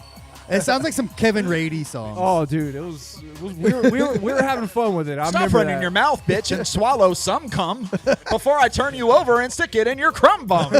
Yeah, crumb bum, man. That's a good one. That's like fucktard. It's just one of those words that's fun to fucking say. Or baby gravy. Like, there's just some words that are fun as fuck to say. Fuck sorry. Yeah, fucktard's Dude, great. it was the baby weird- gravy's fun. It was the weirdest shit. This guy opening up for Tech N9ne, and he was the nerdiest dude. Crow and say crumb bums. He even rapped like this. Yeah. And he said crumb bums. Chet Dilworth. Wow, that's so funny. Hey, so we haven't even talked about this album. It's like Right. 10 songs deep. Yeah. All right. So anyway, yo, This is dope album. this is Well, how- I mean, we I- kind of talked on This it. reminds me of how we used So it to makes do. the We best would show. put this shit on, play it, and it would just be background Yeah. music. It was Yeah. that dope. though. Fire. Yeah, you're right. I was looking through the credits. That most of the production is done by Don Juan. Don Don Juan. Juan, Okay. Yeah, and he has. a- Yeah, that makes sense. and that's yeah, the dude 'cause he dissed, fucking didn't he? dissed the shit out of Yeah, Don he dissed Juan. the Yeah, fuck out of multiple Don Juan. times. Yeah. Yes. One of the best disses I think I've ever heard was the one he did. Was that with- Yada Yada Yada? Yeah, No, yada no, yada. no, Yeah, no, yada no. yada yada. He dissed Don Yada Juan. Yada Yada is great, but he did a diss before that. Oh, okay. And He did diss Don Juan and yada yada. That is a diss to Don yes, Juan. Okay. but that is a great one. Okay. But he did one where, man, I can't remember the name of this fucking song, but I loved it. And it was Tech rapping. it was a different way that he rapped. He wasn't chopping. He was actually rapping bars like a battle rapper. Okay. And I fucking gravitated around that song because it was so different the way he rapped. It reminded me of like a way that, you know, someone from New York would rap, like a battle rapper from New York. Okay. What do you think about this song? This song I listened to today. This song is just corny to me. You think it's corny? No, let me rephrase it. The song is dope. The beat is dope. The hook is dope. The rapping is dope. The lyrics are dope. So everything is dope. The only thing I don't like is his intro. I think if this is true, that's so corny. It's probably not What's true. what's the I story? hope I don't it's remember. not. What's the story he says? In? He right here, he's just talking about. He's like, so this is 2 suicide letters that I wrote when I was feeling down in the dumps, and I wrote them in rhyme form. So here we go. We're gonna see how it works. You mean it's you mean sorry, Tech, it's 2 verses you wrote for this song. Yeah, exactly. That's what I'm saying. Like, give me a fucking break, dude. Like, maybe like that's he's trying to like play the character, but he's playing it like serious. So it makes me think that he's like. He's trying to convince people to believe, like, I actually wrote these suicide Well, notes. like I said, this was My baby. this was meant to be his mainstream album. You know, Yeah. Eminem was talking about shit like that. You know, he had to do it. It's like, hey man, I gotta put up that emo shit for these fucking Yeah. white kids. I like the song though, for what it's worth. I would just wish I wish there was no intro, Yeah. or even just said like, you know, this. I wrote this when I was just feeling really down in the dumps. Don't say, so I wrote 2 suicide notes and I wrote them in rhyme form and I'm gonna rap them and just see how they work. I don't know if it'll actually be like a cool song, but maybe. But I miss this kind of flow style he does here. It's just very like deliberate. I like it when like He's not experimenting on this yeah, song. he's not trying to set a trend or be Yeah. so. He's just like, you know, you know, just He's just talking. like he's making you listen. yeah. But he still would know how to ride the beat. Oh, I Yeah. knew how to get it better, Yeah. better beat. I'll say this: You know. when I re-listened to this album, one thing I realized is like I remembered a lot of these songs, and I was rapping them. But I'd say a good 65% of the lyrics, I don't even know what he's actually saying, but I know how they go, Yeah. and I know them, and I say them, and I'll say them how it sounds, but I don't know what he's saying. Dude, I'd say it's been a good 10 years since I've even listened to this album. Yeah, Yeah. And it feels like yesterday. yeah, I know. It's just every song is just like, oh yeah, I remember that one. It's a classic. I will say this: prior to listening to this album deliberately, I would have told you like I could have named like 5 songs off of this album. I think what I did was I just picked and choose the ones I liked. Yeah. There's a lot of songs on here I didn't really pay much attention to, but upon re-listening, I found a newer appreciation for it. One of the songs that I don't like. There's that- 22 songs that- on this fucking album. This by the album way. that people fucking love on this album is actually coming up. Oh, and he yeah? performs it at almost every fucking show, and I hate it. Oh, okay. Einstein Tech N9ne. I Einstein. love it. That's one of my Everyone loves favorites. it, and I fucking hate Einstein Tech N9ne. I I hate the Einstein Tech N9ne. I hate the fucking verse. Oh god, like he kills it on the rapping, but then it's like the style he has, like it's just. Yeah, exactly. He Yeah, would it sounds like he's like trying to do like a weird science like type thing, and it's just so aggravating. Yeah, exactly. Yeah, it's like he's trying to do Einstein Tech N9ne. Like I'll give man, it that. I hate it. I love this that song. that song did really get on my nerves. But I remember the first time I heard it, I was like, this shit is fucking amazing. Yeah, when I first heard it, I was like, and next. But it was just his rapping. Yeah, I didn't give a fuck about the hook. It was like the fucking rapping he did in that one, man. Here, I'll make a poll. very or kinda like. Cap or no cap? No. I'll be back. I got pissed. Please don't. Everyone's gonna like it. I feel because like, yeah. Answer the poll. Let's see what everyone thinks about Einstein. I really love Einstein. I think- Not ironically, I really love it. It's one of my favorite songs on this album, without a doubt. I get that a lot of people think that because like every time I go to the show, I'll hear dunk, dunk, dunk, like that. I'll hear that intro, Einstein Tech N9ne, Einstein Tech N9ne, and everyone fucking loses it. And I'm always like, fuck. This song again. Yeah, fuck. Come on. That's the moment. Like even back then, like I'd go that's time to go get take a piss or whatever. Piss out the beer. Now this song, on the other hand, this I think was this a single? Got this motherfucking house on fire. Tech N9ne. What do you think about It's Alive? It's alive. I love It's Alive. Me too. One of my favorite songs on the album too. There's a few songs that there's like a handful of songs that I put in like I would still put in top tier Tech N9ne songs. Yeah. I probably put like Sinister Tech, Tormented, Einstein, and It's Alive off of this album. 2 to the 3 then 4.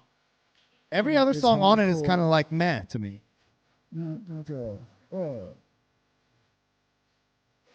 To the homies in jail. But yeah,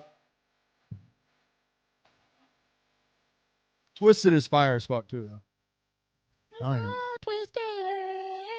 Dude, like this album's so long. It's 22 fucking tracks. Yeah, right. So by the time you get to the end, like I don't even remember some of these songs. But I mean, I will say I listened to the first half of this album many times. The second half, I could take it or leave it. This ring is dope. This ring is dope. I would pick that song out, but the rest I could take it or leave it. Literally every other song, meh, to me. By the way, we're going through the original, not the Reparation album. God Complex is dope too. That song is pretty dope. So I only like about half of the second half. God Complex is That's where probably we're one of at. my favorites off here. Yeah. It's Alive is great. One of the best on the album. Made it through it. I'm gonna show you how I do it. It's alive. I mean, to me, at this point, this was his anthem. Yeah. This was the anthem for Tech at This at song was like point. his Hocus Pocus. Yeah, it was great.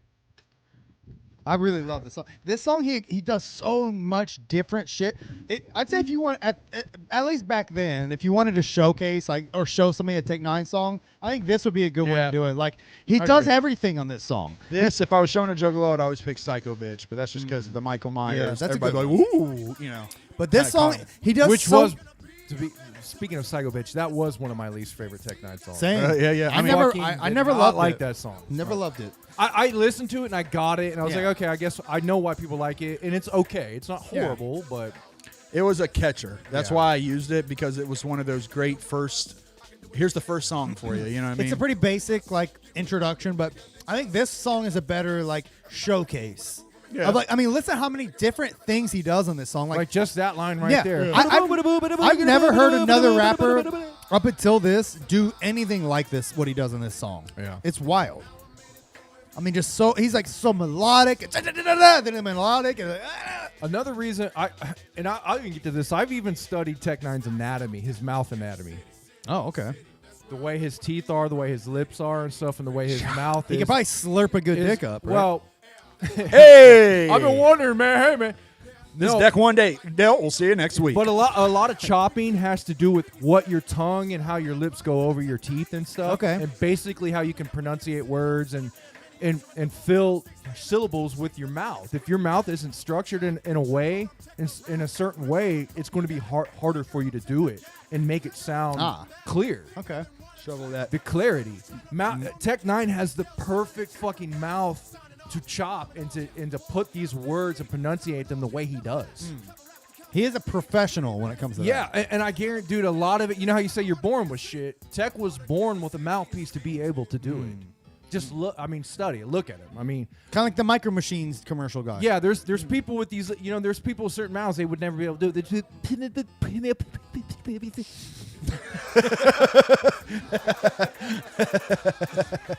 Yeah, you're right. Like, Hi. So anyway, hi. MC water drop. So you really want to? I can't do it. Yeah, but now Tech N9ne, he's got like the way he can do it, man. It's just he's got like the mouth that goes. I mean, it's crazy. everybody want to get it. It's like a muscle you gotta train and flex, man. you know? I mean, you have to have a tongue and the way your teeth are set and the way your lips can go and move around and make all your. That's how your words are made, man. Yeah. I feel it, bro. But not to mention he has a past with singing, so he knows how to put melody in things. Yeah. The same way Bone did. They all sang, so they knew how to put melody into their shit. Whoa. He's probably a church boy. Yeah. Oh yeah. It's just he could actually carry a tune while he was rapping. You would hear him change octaves Here when it he is. was rapping. I can see him right here doing this.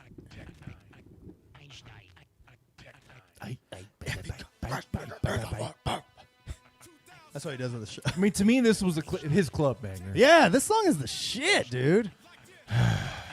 If you got scratch, nigga, get the fuck up. Throw your hands up if you hella fucked up.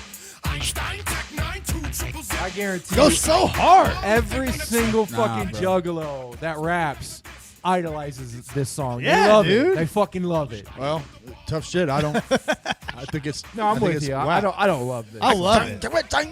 I give it its credit. This song gets you hyped though. This is like Yeah. it's down with the clown. Yeah, you know what I mean? I give it its. I give it its. I say Absolute this power. is more of like his chicken hunting. Even Think honestly, so? yeah, I would say, dude. I would say like.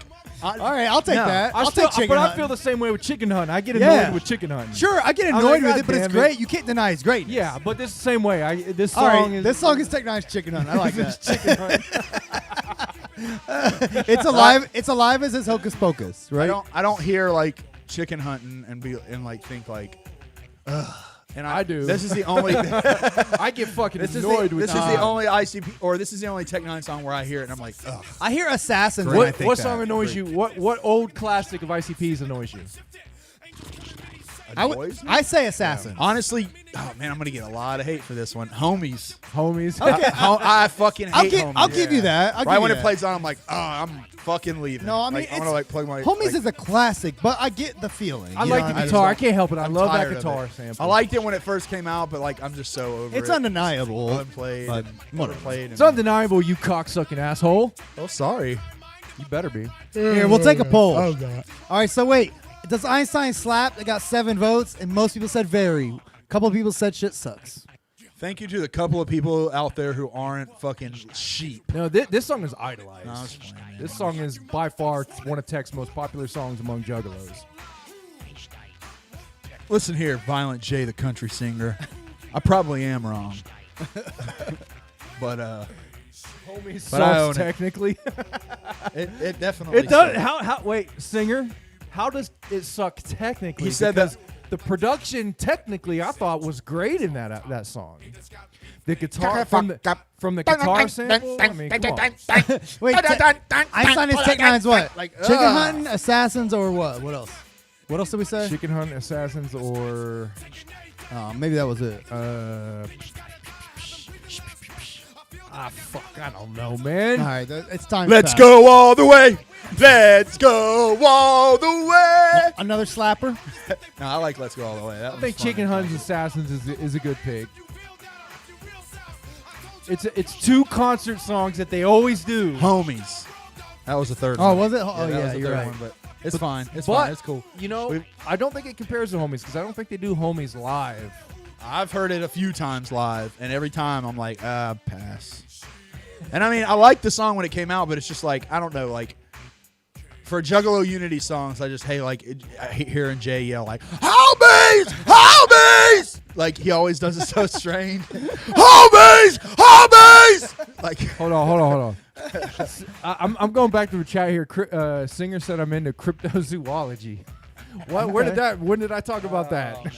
cryptozoology. It's cryptozoology. What's that? Like, you like to fuck dead animals? I think it's like it's animals that don't exist. Ah, okay. So like chupacabra Yeah, shit or like that. unicorn. Okay. All right, so look, Although both of those exist. Planet Rock 2K is not even on Spotify. Really? See, I actually like this better than Einstein. Okay. To me, this is more of a club. This like, song slaps. to me, dude. this is more of a club banger. I like this one better. Yeah. His flow styles in this. I think he experiments with flow styles in this way more. Bam, he revs in this one like boom, boom, boom, boom, boom, boom, boom, boom, boom, boom. I'm guessing it's not on Spotify because of the sample, maybe. Dun, dun, Maybe. Dun, dun. Maybe it was like a timed license. Yeah. I always skipped Einstein and went to this one. Like, give a fuck what I Yeah. say. Yeah. Yeah, just like we could skip, just take Einstein off of the Spotify list and put this one there instead. That's a way better idea. And don't get me wrong, I'm not taking anything away from Einstein. I am. So they put Breathe. I dislike Einstein half as much as Keezy dislikes Ouija Mac. And What? that's saying a lot. No. That's saying a lot. half as Yeah, that's saying a lot. This song is the shit. I mean, to me, this was his ghetto club banger, but it was just so good. Yeah. It was like the best ghetto club banger you could ever have. So this song, if y'all listen to this shit on Spotify, it's probably not even on YouTube. I don't know, but y'all got to get the CD or something to get Planet Rock 2K. This song is the shit. 2K1, excuse me. 2K1. They replaced the song with Breathe on Reparation. Breed? Breathe. Breathe? The song Oh. Breathe. Do you like that song? Do you remember it? Just breathe. He spits like a motherfucker. He spits on that, but it's so fucking like monotone. It's boring. Yeah, it's very boring. But he goes hard. That's because that was, I think the point is to see how long you could rap kind of without a breath. So when you're trying to do that, it's kind of like if you're, you don't want to go, I want to come get it, because right there I just let out boom, boom, two large gusts. So you kind of want to go, everybody want to get it when I want to hit them, whatever. Like That's a they great did in Speed example 'em. of that. One of the best examples of rapping like that for a long period of time without taking a breath, with no exactly with no no punch-ins. Yeah, exactly. With no double time techniques used with Pro Tools. Can you perform it live? Can you perform it live? That's now. That's the key, yeah. Yeah. Tech N9ne always could. Yeah. Tech N9ne always could. Yeah. He's There, a- he- there are it- artists that can't. Okay, because I'm Yeah. gonna give a very point. Love Eminem, but have you ever seen Eminem do Rap God live? No. No, Yeah, he that doesn't song would do be it Rap impossible. God. Those- Yeah, there's no way, song- because the only way that he was able to do that is with punch-ins. Yeah. Punch-in- But that's punch-ins- not to hate. But I mean, I mean, it's still amazing. it's but incredible. I don't have that much. When everyone's like, "Yo, Eminem is the fastest rapper of all time," he's not. There's software He's not for even that. close because he faked it. Now there are rappers out there who are like legit, mind-blowingly fast. Yeah, Fucking yes. Mac Lethal. Mac Lethal can get mind-blowingly fast. Mac Lethal. What's his name? Watsky. Watsky can get Watsky, yeah. mind-blowingly fast. Twisted Insane. Isn't Twisted that? Insane can get mind-numbingly fast. Like there's a few even with Tech's camp. Tech I don't even think can get mind-numbingly fast. He can kind of like touch it, tickle it, but like he can't get as The reason close. the reason why Tech is so good is because his pronunciation. Yeah, I think Tech is more of a stylist than he is Yes. just a gifted speed rapper. There are people who can rap faster than him. It's just he's all about his style. Like he's kind of like Snoop. Snoop's not the best rapper in the world, but no one else is ever going to be able to copy what Snoop did because he's that unique. Tech N9ne's kind of like that. If you copy it, no matter what, it is not your style. If you go, "Cha, here I come. I'm going to come run with a gun. You want to mess with me? I'm going to be the one." Like no matter what, everyone's like, yeah, if you copied his style, you're just doing Tech style. It's not like a genre that you can do. You know what I mean? That's his style. Well, I think the entire industry copied Tech It's like style. if I say shit like, it's so easy. Look at me, fo sheezy.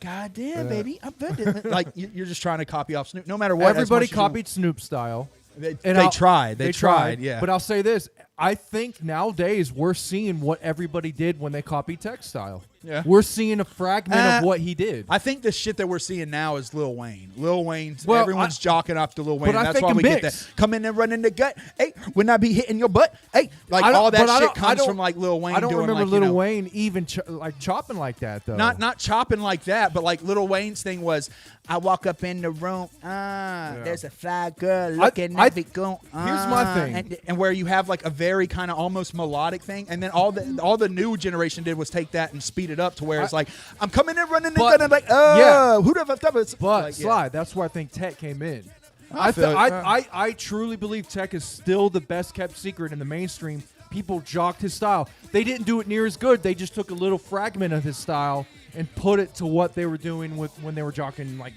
you said. Lil Honestly, Wayne and yeah, shit. maybe you have a point there where musically they do kind of copy like his chop style. I think Tech is an innovator. I think I'm more looking also at the maybe I so because think he's a they true- dye their hair I like think different Tech is colors a true now. It's all innovator about that they braids, do not give credit to. wild braids. I and truly believe that. color. Yeah, I mean, yo, him and what's his name, George of the funk, old soul musician. George did a funk man. George Clinton. George Clinton. Yeah, Yeah. George Clinton was another one of like Yeah. very very eccentric black musician. You know what I mean? Mikey Clark worked with them. Yeah. This is a good song too. This song is also on not on streaming. Really? Not on What happened streaming. to you know what? It's label shit. He's not allowed to put these songs on. Yeah. Were these songs on the Reparation? No, that's what I'm saying. That only Reparations on streaming. Yeah, it's probably he probably didn't get the masters right. So yeah, the song. this song and Planet Rock 2K both are not. Well, like the people in the chat said, Planet Rock 2K is on. Shanzi said it's on Calm Before the Storm and The Worst, but I don't know if that's a different version. Isn't that Party Rock? This is Party Rock 2K1. Right. That's what I asked. There's an updated version to Party Shanzi Rock. says it's the same version. I'm not sure. I'm not going to verify that. It though. might. Yeah, I was gonna say it might be, but I know that there is a Party Rock, but maybe that's why they took it off, because this was just like a song that he thought was really dope from his old catalog, and he's like, since this is my first major national release, let's put it on here. You know what I mean? Maybe. yeah. He's obviously. Although his big hit and local was Mitch Bade. That was like his fucking giant Mitch Bade hit. was his But, blow up on the radio. You know, that's yeah, kind. yeah, that, you're right. that might be similar to why like they had Murder on Most Tasteless, but then on the re-release Right. they didn't put it on there, but they put like Spin the Bottle in its place or Which, whatever. by the way, Mitch Bade is fucking great. That song is amazing. I love the. Yeah. I love the. It's a battle track essentially. It Yes. is. It's just dissing a kind of person. I didn't necessarily, get instead hip of to that song until Vintage Tech. That's Yeah. my favorite song on Vintage Well, Tech. though. It's fire. When I first discovered Tech N9ne through Chris, we downloaded everything. Yeah, Pro- yeah. we We downloaded downloaded- LimeWire and Yeah. Napster days. We yeah. downloaded everything he had up to that point, and I had it on fucking burnt discs. I never heard listened to Mitch it Bade all. until then. The Calm, Celsius, all that shit. Every yeah. time I even see our friend Mitch, I think of Mitch Bade. Yeah. Yeah, because that was when he was like the best kept secret. Because like I can remember like. Yeah, we had to get on LimeWire. At this point, LimeWire. I discovered Tech in the Napster days, but at this point, LimeWire was around. Hit LimeWire, downloaded the whole catalog all the way up to Anghellic. Went to Media Play to buy that. And then, yeah, when Absolute Power came out, like you said, like I remember it came out, I was like, yo, Tech N9ne's got new songs. You came over, we sat down in my room and like played all 4 of them on streaming. You couldn't even download them, you had to stream it. yeah. And then like blew our fucking mind. I remember like hearing that and it's like, yo, dude, this new album is going to shit on his last album. And it did. And I mean, it really was like, it was like, it's like the end of that underground era. It's like, no, as soon as people hear this shit's going to change well, everything. we knew it. We knew it was going to happen. I'm the and we Grinch, knew I smell we your knew Juggalos were going to get like it too. We knew it before it And then he happened. didn't even put the Grinch on the album. I remember that was one of the The 4 Grinch songs was that the they didn't- greatest. Yeah, and he didn't That even was put it one of on my- Absolute Power. He didn't release that until I think Vintage Tech. The Grinch as was well. probably one of my favorite Tech N9nes of Yeah, all time. right. And I remember listening to that and being like, "Oh, dude, this is so fire." I And love then The when Grinch. Absolute Power came God, out, it's and I such a got good the song. album, it wasn't on there, and I'm like, "Where the fuck I is think that one I think they song?" put it on the extras. They put it on something. Yeah, they put it they on did, something they did, I later. think. Because Absolute Power came with a bonus disc and it had a song by with him and Chris Calico also. Yeah. It had And you another think- song oh, on and there the too. Grinch The is on the- Kibosh. Oh, They had a Kibosh- Kibosh oh, song. on Kibosh, there. yeah. And that song is amazing. Fire as fuck too. Yeah, I'm can't even remember surprised it. they never did more with that. Man, the Grinch was great. All the Yeah. metaphors he was talking about. The Yeah, Grinch is can't so stand good. Joe Metallica Samana trouble. You Goro. Hey, never you want wanna to be listen? a You mama. want to listen to the Grinch? Dude, I know the Grinch almost word for word. That's Fucking one of the love the few Grinch. songs by Tech that I know almost word for word. Like I can rap along to it. Can't stand Joe Metallica. Oh, they put that you on never wanna Vintage play Tech. Mama. I really despise your come on, so come on. I disapprove who you wanna. I really. Here you go. Wait for it to come on and then rap the whole thing. Yeah, I get pretty damn close, man. Like This song is so because I remember I dope. love this song so much. I wrote the lyrics out on my computer so that I could rap along to it, and like that's how I learned it. Oh, wow. Yeah, it's been a while, but like I'm pretty sure I could still like nail almost every word. Yeah, I remember you always would recite this shit. Yeah, this blew my Ooh, when mind. it drops. Yeah, ugh. there's that. That beat is fire, man. It just gets in my bones. Ugh. It's like electricity in my bones. Yeah, this shit like blew my mind. Then look away from me when you see me. Look into my eyes. Or infection. God, this song is like peak Tech N9ne. To Yeah, me. and it's just like hating on all the like shitty people in the world. Don't dare honk at me when you drive. I mean, that beat, though. God. It's so People dope. wish they could produce this shit. Joe Who Metallica produced trouble you never want it for your mama. I really despise your comments, so come on, I disapprove who you wanna. I seen what you people can offer. I wonder what mommy taught you. If it was up to me, a G, I would have sought your culture, then off you. I hate what you become. Hate you have your freedom. Hate watching your reruns. Hate giving you refunds. I call them how I see yo. When I see scum, I free from Salesian, cerebrum. I see none. Stupid or just really dumb. hate seeing your whores, hate cleaning your floors, hate doing your chores, won't be in your wars, fuck being your poor, punch me and of course, you punks being endorsed, chumps being insured, got me in divorce. They test you like a sickness. I bet you like to list it from Texas right to Memphis, filled with exodice and glimpses of everything I hate. It would be great for you to skate off in a lake of beautiful fate. I hope nobody is at your wake. Yeah, see, yeah. Still got it. Still know that shit. Still know that shit. you fucking did that damn near flawless. Yeah. I fucking on my part, effortlessly. But yeah. I used to fucking bump the shit out. And like I remember- said, this was when I first had the song. You just streamed it, and then you had to go back in and hit play. So I'd be like playing like games or something, and then like have to switch windows to hit play and go back. Yeah. Old age, road rage, dark no soleil, ho way, Cuervo, there goes your day. Every day, everywhere goes soleil. It's like it's too soft. Hate us more than true talk. I hate the way that you cough. Hate you when you goof off. Your crew fought, your crew lost, so cool off. If we were on the arm and handcuff my arm, I'd rather chew off. So many reasons why I can't stand you. The man who scam is to land you. Cram you in the can under land and Grandview. Damn you, if you stand in my fam, I'll slam you. Sam Hain, champagne, the family hands you.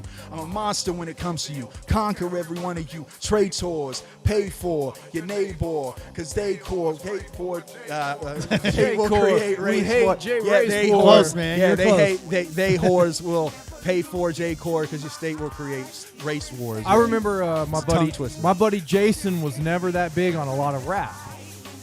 But I remember when I played him this song, he was not sold on Tech, even with all the other shit. Wow. But when I played him this song, that's when he got He sold perked on up. Tech. Yeah. I wonder, did Richard like this song? I don't know. He'd be another one I'd be curious to see how he thought. Children from black, white, Chinese. All right, let's move on with I always Angelic. loved that last verse, though. I really do like that last Sorry verse. to cut it off. My bad. I just want to get back to the matter at hand. That's probably one of my favorite Tech songs. That song is amazing. Top Amazing. 10 Tech songs. Super fire. This song is the shit. By the way, when I was re-listening to this album, like recently, like today or yesterday, this song was the one that popped out to me as like being so fun and cool, and Tech just is so effortlessly just like, I mean, he's just like riding it, like, you know, I just like, Right.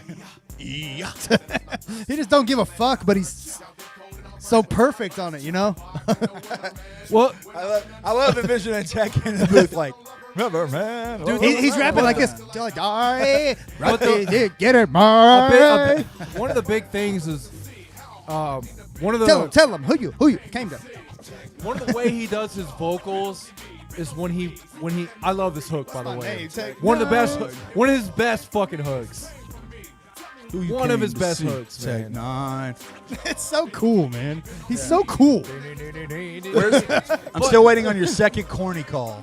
His There's some more corny shit on here. when he does his vocals, when he does My only one was Einstein Tech N9ne. That was corny as fuck. It's an expansion. You can hear it in Yes. in his lungs. He's going, and then it lands on like a, you know what I mean? Like he just knows how to rev He's that. building. He knows how to progress his voice within Yeah, one bar. It's not just lyrics. it is the passion. It's his building.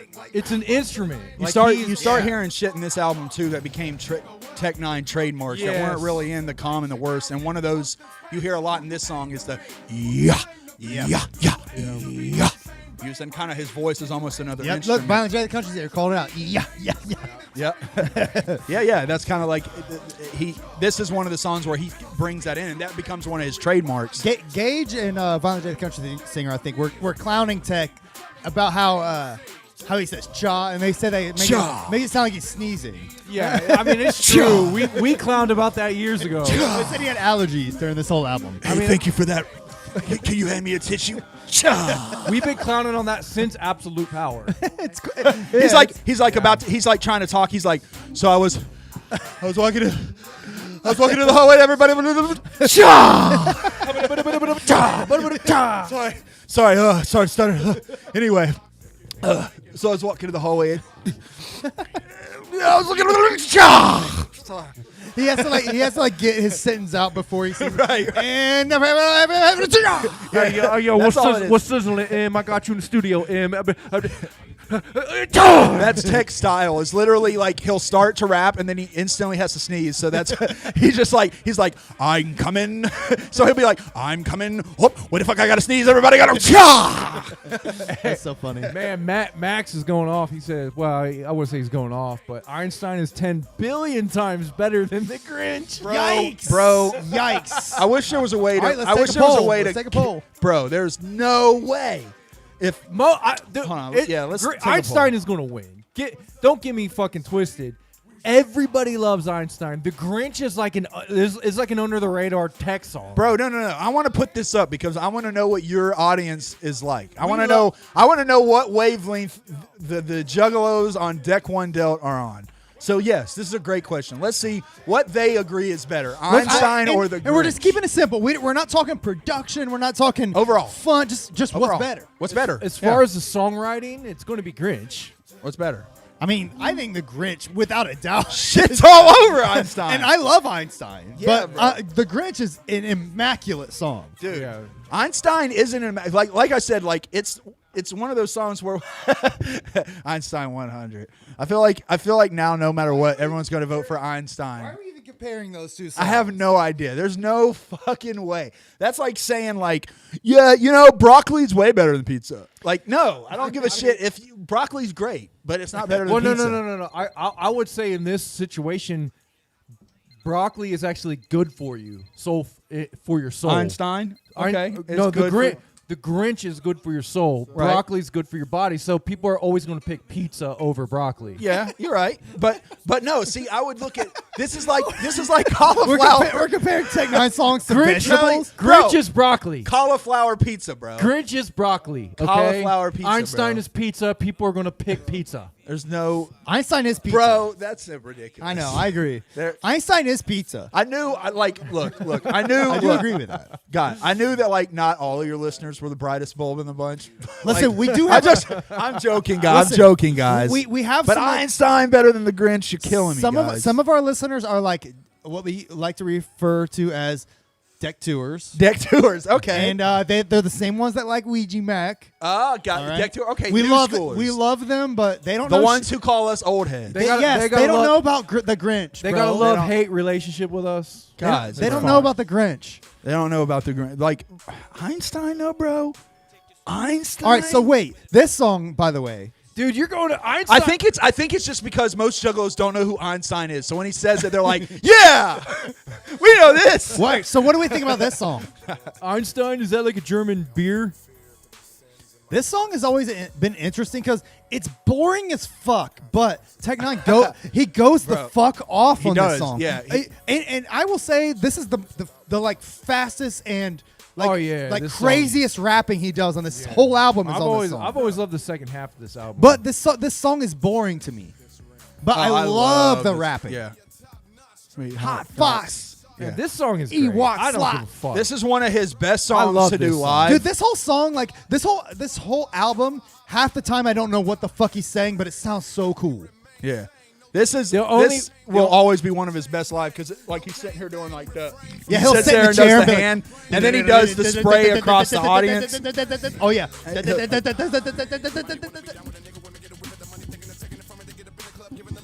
and that little flourish Right. they put on the beat. Yeah. Yeah, just like a conductor for an orchestra Yeah, or he something. knows like, what. his It's hand. revving. It's always been he knows. It's so fun to do It's that. an engine. Why is that so fun? Try it. It's an All of us engine. do it. Do it, Derek. Oh, you can't do it at this part. If all of us do it at the same time, it'll be fun. No, this one you go like this. I love Wasn't Tech. No. For those who are listening and not watching, we're waving our hands around like Tech N9ne. It's entertaining us, but it's not making for good radio. It's not. He does this kind of shit too. Like he'll wave his hand back and forth in like little swoops, like little U's. Protect. Oh, whoa. Sex with. Couldn't stop having sex with word I can't say. Word with word I can't say. Sex with clitorises. No, I don't know. I think it's. I think it's a pass. Snoop gave that pass. Snoop said, "Man, it's fine if they're singing rap songs." So, Oh, that's nice. yeah, theoretically, I like, appreciate yo, him giving if white Snoop people. gave a pass. If it's a Stu pass, gives white bro. people that pass, that's He said, as long as you're rapping song lyrics. Oh, here you go. Do you're it. straight. All of us. Keep it Keebler.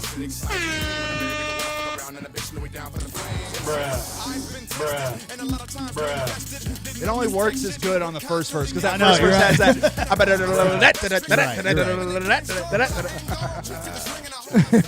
So this whole song though, he's rapping about how he cheats on his wife and like how like that she just has to deal with it and shit. Well, I mean, the song basically is stating like when it's all about what that ring symbolizes and how like when he got married, whether he was infatuated, but now he's fucking famous. So now every time he's getting pussy, he looks down and sees the ring, and it reminds him more of like a burden than what the first verse where he's talking about how he's infatuated. The second verse is more like how he's like, yo, you know, I'm constantly reminded I got this woman back home and I'm doing this bullshit with her. And I think the first verse is about optimism and the second verse is about regret. And they were divorced by the time Everready came out. I think I'll take a crazy take maybe and say Tech N9ne's a piece of shit husband. Oh, fuck yeah. Yeah, he's a horrible piece of shit husband. Tech N9ne is an amazing rapper, but he is a horrible husband. And he raps about it and glorifies being a piece of shit husband to me. He should never be a husband. The thing is, Tech N9ne is a fucking poon hound. He every song he talks about pussy. cheating on his wife. Yeah, he loves pussy. He blatantly Tormented, which is the first song on the album, by the way. Yeah. Tormented. I've been loving coochie since it was. Like, it starts out immediately talking about pussy. My thing is, why the fuck did he get married in the first No place? shit, No, dude. yeah. Fucking Wow. moron. He probably What got an married. idiot. He probably got married before he blew up, and then when he blew up, and he had women literally lining up to, as we talked, an actual occurrence, like an actual occurrence, where women literally lined up to blow him, like taking turns until he found the magic number. He got like, married because bro, he fell when into you got that, like he fell into that stupid like traditional shit that you do when you Yeah. grow up in the church and shit. He's Yeah. like a dumbass. Hey, look, Pest says he has 10 10 kids. kids, yeah. He didn't stop at 9. Like Tech N9ne, yeah, bro. If he would have What an stopped at 9 idiot. kids, yeah. What If he an would have just idiot. stopped at 9 kids, bro, that would have been legendary. It's like Tech N9ne, I even got 9 kids. That's a wow. bar, bro. What a dumbass. That's a bar, bro. Why have it? He should do nothing past 9. Vasectomy, yeah. Everything he does, it should just end at 9. Like he's like he has his son's like, where are we going, Daddy? He's like, it's your 10th birthday, son. I gotta take you to the mountaintop. He's like, where'd our boy go? He was 10. You know he couldn't stay here, honey. 9 is the number of completion. Right. That's so fucking funny. All right, so after this ring, he does going bad. Thank you for coming to Wendy's. What can I get you? I want the number. Let me get the number 9. I don't even like it. Hi, Tech. They're like, hi. What you got 9, 11, 9 or 11, either one. Hi, welcome to Wendy's. It's Tech. Oh, hi. We'll get it ready. Every now and then he'll get the number 3, but he has to go like, let me get the 66884698 3. 3. Yeah, exactly right. And they're like, excuse me? You heard me. I can't do that again. Right. All right, so wait. God Complex isn't even next. It's supposed to be. Oh, yeah. I'm sorry. It is God Complex. Yeah, it is. It's just orders are all fucked up. So we're going off the regular track list, just to be clear. Right. So, God Complex, what do we think about this song? You said you liked it. I've always liked it lyrically. As far as the beat, like as a whole, it's not my favorite, but I think it's very interesting lyrically. It's always been kind of boring to me. Yeah. I like what he's saying, though. I do like what Yeah. he's saying. I hate the hook really to this, but the verses are fucking amazing. Yeah, the verses are nuts. This explains the whole fucking theme of the album. Yeah. You wanna know, exactly. like, if you This want to is- know what Angelic is about, listen to God Complex. This is exactly That the explains theme it. of the album. I did want to point out that you know how we talk about how Violent J has a sex addiction and he talks about sex a lot? Like, Yeah. I think Tech N9ne does it far more. Yeah. Oh, fuck Far yeah. more. I think Tech N9ne is obsessed with pussy, bro. I think Tech and like, Violent- women in general, Yeah. like loves women. I think Loves Tech them. and Violent J are very similar in that. But here's the difference. Violent J falls in love Yeah. just fucks them. Yeah, I agree. Violent J falls for a girl and falls deep, like way Yes. too deep, to the point where he's like, I'll do anything for you to make you happy. Yeah. But like, I think Tech is To the point where it 100% puts your- blatantly about, I want to fuck you. And if a girl's like, well, maybe you want to hit me up, he would be like, no, definitely not. I just want some pussy. Like, Tech is 100%, he doesn't need to, and he knows that. Yeah. So he fucks. You know what I mean? Yeah, Violent J loves chicks to the point where He falls in love with where them. he'll put his career on hold when they overdose and die. Yeah. He falls in love with crackheads. Speculations. Like, didn't he write that song about the meth head that he was trying to make like better? Yeah. And, Delusions of Grandeur. Yeah, from, wasn't that Jay wrote a song about a meth head that he was. It's a funny story song about how he finds like a crackhead prostitute and Yeah. he falls in love with her and tells her he's gonna like get her out of this. Yeah. And at the twist of the song is at the end he leaves her and says like, what the fuck? I wasn't gonna. That's like fucking crackhead. What am I doing? Oh, yeah, that's okay. what he's saying. Like, But that's probably a true story. yeah, it might be. Almost That sounds guaranteed. like It probably took him a year to come to his senses. Yeah, you're probably right. Like, I'm trying to change a crackhead whore. Just to be clear, we're not calling Laney a crackhead. No. whore. No, not Laney. We're calling Blase Rose a crackhead whore. Let's be clear there. Hey, by the guys. way, if you don't follow her on Instagram, you're fucking up. Why? She posts very, very sexy pictures. Dude, Really? I Highly recommend. I would much rather just literally get on Pornhub than look at that Yeah, dumb of content. course. Just like get an OnlyFans. Stop. Well, yeah. Stop calling yourself a rapper. She has an OnlyFans. She has an OnlyFans. Okay, well there you go. You can see her. You can see that old blown out twat. I mean, she's pretty sexy, man. I ain't gonna hate. Really? I mean, I don't know. Here, let me check out the Instagram. You never know. Her name on Instagram is like Tiptoed. Now You're Dead or something. She's very sexy. She's very like gross sexy though. You know what I mean? Like, Yeah, like the slobber head. yeah. Like you're not getting the cutesy head. You're getting a slobber. It's going to be Yeah. dripping everywhere. I mean, like, yeah. Like she's spitting it. She's gonna take the cum in the mouth and spit it on your lap. Oh, you're gonna love it and you're gonna have a great time. But it's like, okay, like, see ya. yeah. Like you're like, So I gotta And work. you're like Tech N9ne. You're like, okay, next. yeah, pretty much. Like, damn, I need a goody girl now after that one. Oh shit, we're getting so weird today. It's Yeah. fun. Violent J wrote Dreams of Grandeur. I don't know what 7 words mean. It's funny. He told that story he told in 2002. Oh, what story was that? I don't know what he's talking about there. He is a simp, Pest. Jay is a simp for sure. Jay, yes, he is. And I think that's why a lot of people in the community or in the industry don't really respect him because they know he's a simp. They know he's a genius. They know he's a genius businessman, or not even a businessman. He's just a genius conceptual artist. He knows what to do to make things that will draw people in. He's not the greatest businessman, but he is. People realize that he is a fucking simp. Okay. Everybody does. Yeah. I think everybody knows. Yeah, he is a and simp. that's fine. He owns it. He makes a song. He made a fucking song called Queens, bro. Yeah. You don't make that song if you're not a simp. Keeping it real.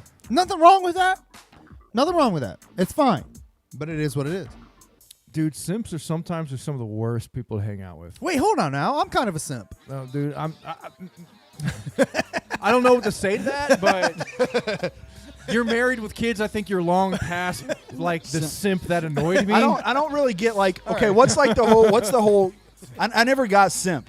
We got to explain this shit. Simp. So simp is just what like when you're a little pussy bitch, Like right? you're a simpleton for women. Like you're just a bitch. So You're- like one of those guys who you're like, man, shut the fuck up, and they're like, don't talk to her that way. Yeah, Do Captain- not talk to a woman that way. Captain Save a Ho, all that Oh, shit. yeah, I you know, gotcha. everything. All Hey.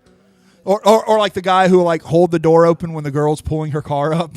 Yeah. He'll like stand there and like, Yeah, I mean, that's kind of a simp. that. Like you're a simp is the guy that will like the girl will come home with a dude, I cheat never- on him, and he'll be in the basement crying, and then like go He'd be back. like, please to take me back, please. oh, that's so a little bitch boy. yeah, Yeah. like just Yeah. straight up bitch boy. Yeah, but okay. like, I'm a simp for Because like, we I have feel friends that are like a simps. lot of times I've seen dudes do shit that's just like being like sweet to their girl or whatever, and it's like, oh, that's some simp shit, and it's like you know they'll plan something real big for their anniversary or something, No, do that's not something real simp. nice. Like, it's it's- like, oh, you simp, bro. It's different from thirsty. Thirsty is not necessarily simp. They're just desperate. They want pussy. Yeah, I'd They- say that's more thirsty. Everything they Okay.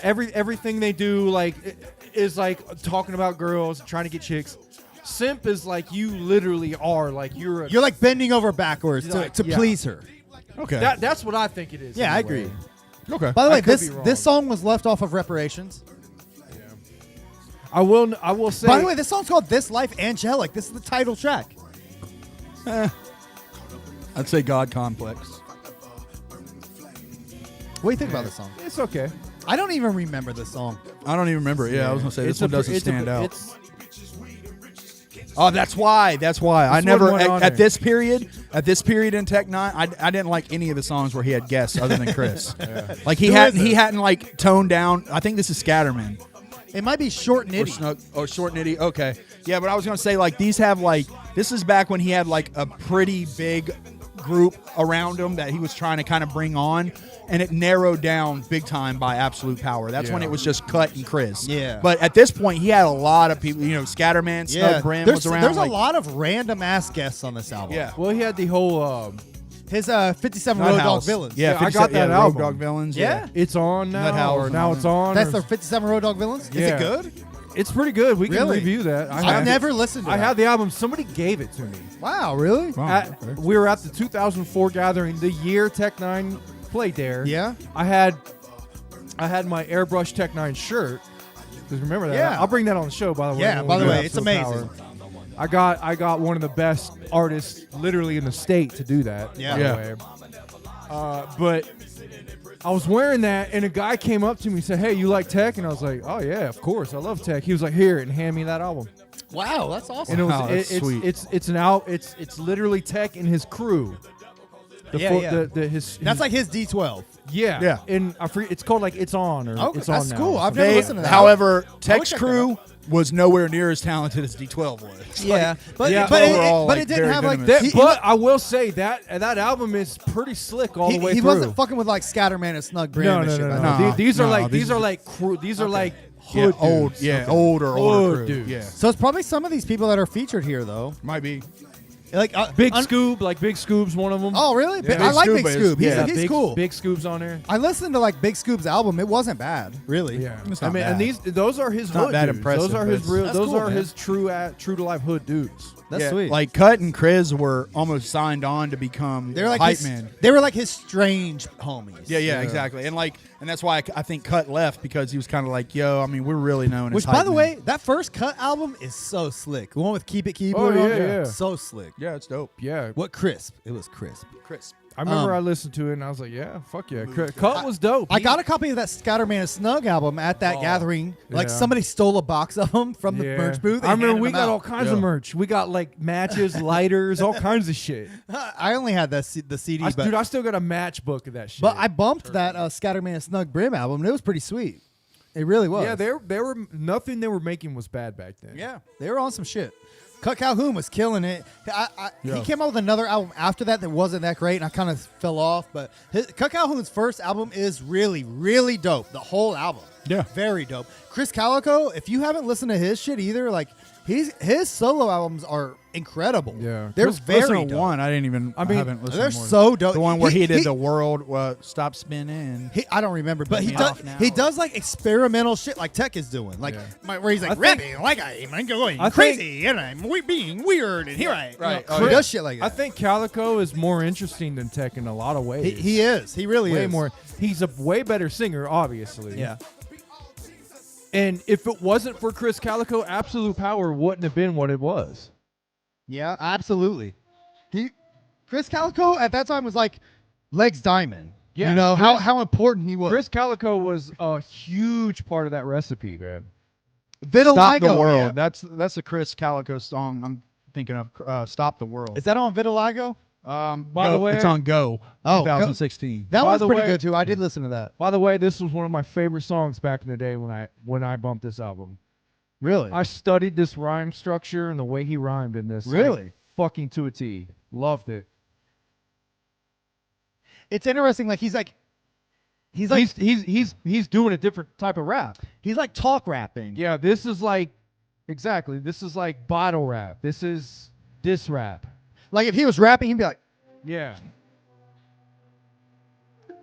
"You doing This is like more old school. Like Cool G rap or Yeah, some yeah. shit like that. You know what I mean? Like he's taking it back, but he's doing his. This song I think might have been one of the biggest catalysts for the No More rap style. Oh, maybe. Like for real. Oh, yeah, Like if you for listen sure. to the No More rap style, you can hear No More. I never really paid attention to the song, but right now I'm very much digging it. your fucking punk ass. Like, way you're he- almost talking on the beat. Yeah, So, the way just it's just power. You know what I mean? Like there was a lot of he didn't care so much about flow about style. He just wanted to get it out, and sometimes I like that better. I feel it.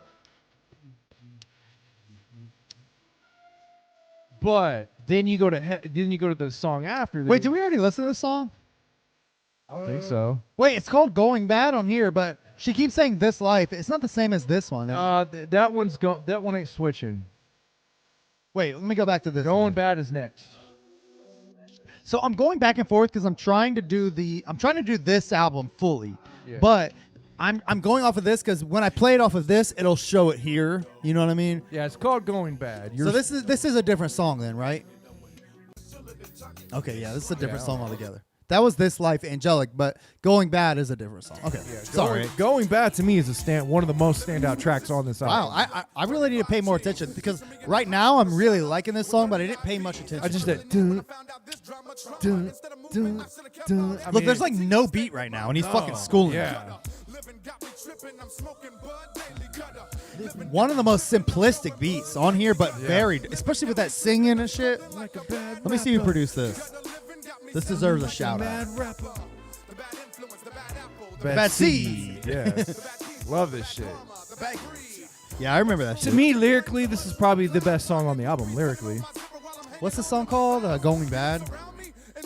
Hanging on my zipper while I'm hanging on my zipper while I'm laying cat. Like that was like a very No More-ish rhyme scheme.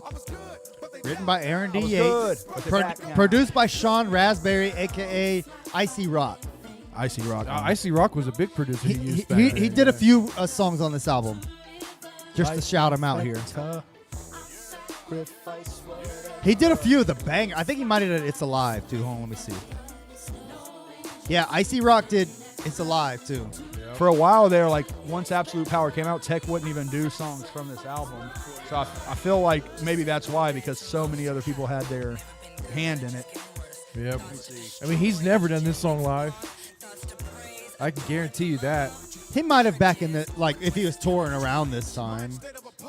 His early tours, I remember Angelic songs. After Wicked Wonka, I've never heard very rare. It took a while before he started performing I Angelic. bet you he again. doesn't even play a single Angelic song these days. There's no Might fucking be, way, yeah. dude. This shit's 21 years old. He's playing shit from his new albums now. He ain't fucking with these. Like, I mean, like, the shit he's done in the past 10 years is what's made him famous. You know, he don't give a shit about this. He don't give a shit about Absolute Power. I'd be shocked if he played Amatel at concerts anymore. Yeah. I'd be shocked if he plays Stamina. You know, like, nobody gives a fuck about that shit anymore. They're all about the song with the goddamn rock on it. Which, for what it's worth, that song is the shit. King ISO is the shit. I just want to put it out there. I love King ISO. That's like his new, like, Cut Calhoun guy. You know what I mean? Do you fuck with King ISO? He's so fucking dope. I love this part though. Oh, this shit's It's got the militant drumming.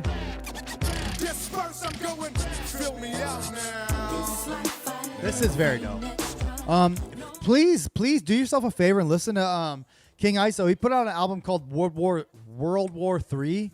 It's like an EP with like maybe 10 tracks. Every single song is dope as fuck, dude. Seriously, highly recommend it. King ISO, he put out a full length last year or maybe even this year, and it was okay. But man, his fucking EP, that World War Me, I think it's actually what it's called, is incredible. Highly recommend it. That dude can spit his fucking ass off, and that's like who Tech N9ne's fucking with the most these days. He's like all over Tech's like last couple albums. I stopped following him. I stopped following King ISO on Instagram though because he posts way too many pictures of himself without a shirt. King ISO? Yeah. Yeah. Every post, it's post is him uncomfortable when- yeah, I guess- shirtless, dude. right. I mean, like, it's not like I'm not like one of these macho guys that's like, I ain't gay, bro. Yeah. It's not like about that. It's just like, bro, like, Put on a fucking shirt, bro. It's like, bro, your fan base is like Tech N9ne fans, Yeah. and like it's dudes. Yeah. Girls do not like your music, Right. homeboy. Yeah. You're sexy. I get it. You have a nice 6-pack. I'm with it. I approve of it, and I like it. But I approve of it and I like it. I don't want to see. I like jacking off to it, okay? But Sure, you're- I tickle my balls when I see your photos, but like every once in a while, put a shirt on so I can imagine you naked. You're turning me on too much. God, no one's gonna want the milk, or the cow when you're giving the milk for free. You're turning me on. So I literally stopped following him because he posted. So every post was him with no shirt on, dude. Yeah, that's how I feel It's about obnoxious. Ed Sheeran and his red hair. I'm like, good, just shave it. Bro, I was telling Tara the other day how Carver introduced us to Ed Sheeran before he was famous on the Keezy show. Really, I do not remember. Do you that. remember? that? Oh yeah, I remember. I like Ed Sheeran. I fuck with Ed Sheeran. Like, I remember a little I bit. liked Ed Sheeran before everybody did, and then like once he got popular, I stopped liking his music. Yeah, dude. Like, I used to do a podcast called The Keezy Show for years, and like it would just be friends coming over. Carver was on many episodes. Sly was on many episodes, but Carver came one day. He was like, "Listen to this dude," and we played him on the show. And it was Ed Sheeran spitting his fucking ass off in the studio. That was the main To be- video. to be that fair, got to be me fair. into him, and then after that, I didn't really care much. Dude, about he his was shit. fucking I know. spitting. I am on Ed King Sheeran- ISO's page. You might want to re-add him because he doesn't have very many shirtless. Unless Okay. it's a live performance, he's always shirtless All right, on I those. might But like, re-add him. I'm saying like, yo, you know, like he's wearing shirts. He's wearing shirts, man. King All right, ISO. I might wearing re-add shirts. him. It got annoying. So, but that said, Ed Sheeran, I know y'all probably don't believe this shit.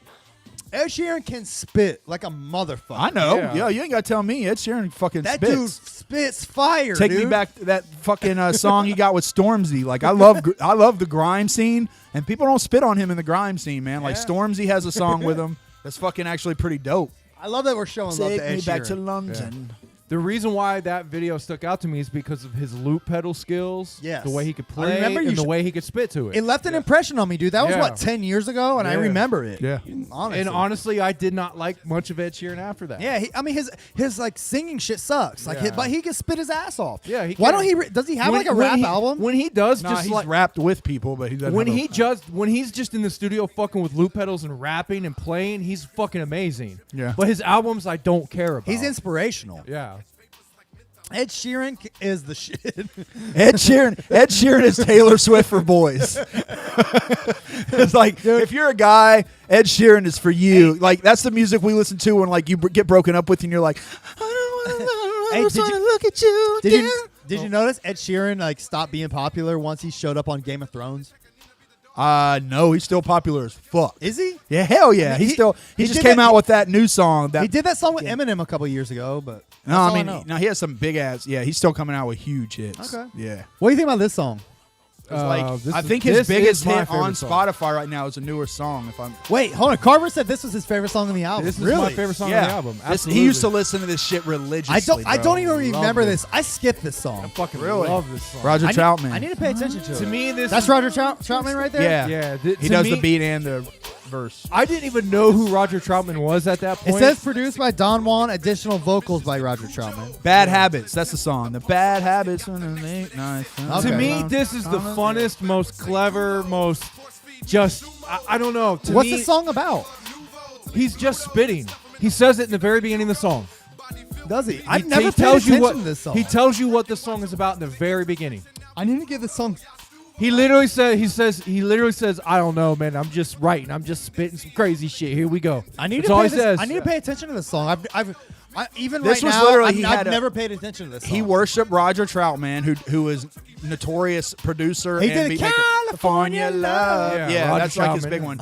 And so he worshipped him, and he got a chance to do Roger Troutman. So I think Roger Troutman's the kind of producer when you walk in, you don't go, all right, here's what I'm thinking, man. Here's what I'm thinking. You walk in and you go, so what you got for me? And he's like, this is what I got. You know, and he probably played like the background, and then he was like, "Yo, can you do that Roger Troutman shit on the hook?" He's like, "Yeah, I'll do it." And so he probably like had some shit written to like, and like wrote it in fucking 2 hours in the studio. Roger Troutman went out and got lunch, came back, Tech N9ne spit his shit, and then he did his verse, and they knocked it out in one day. That's usually how. To me, this is an extremely organic Tech song. To me, I felt like it's like it just came together. Yeah, you know? I almost guarantee they did this all in one day. They and met up sometimes and they those did are it. the best songs. Yeah, right.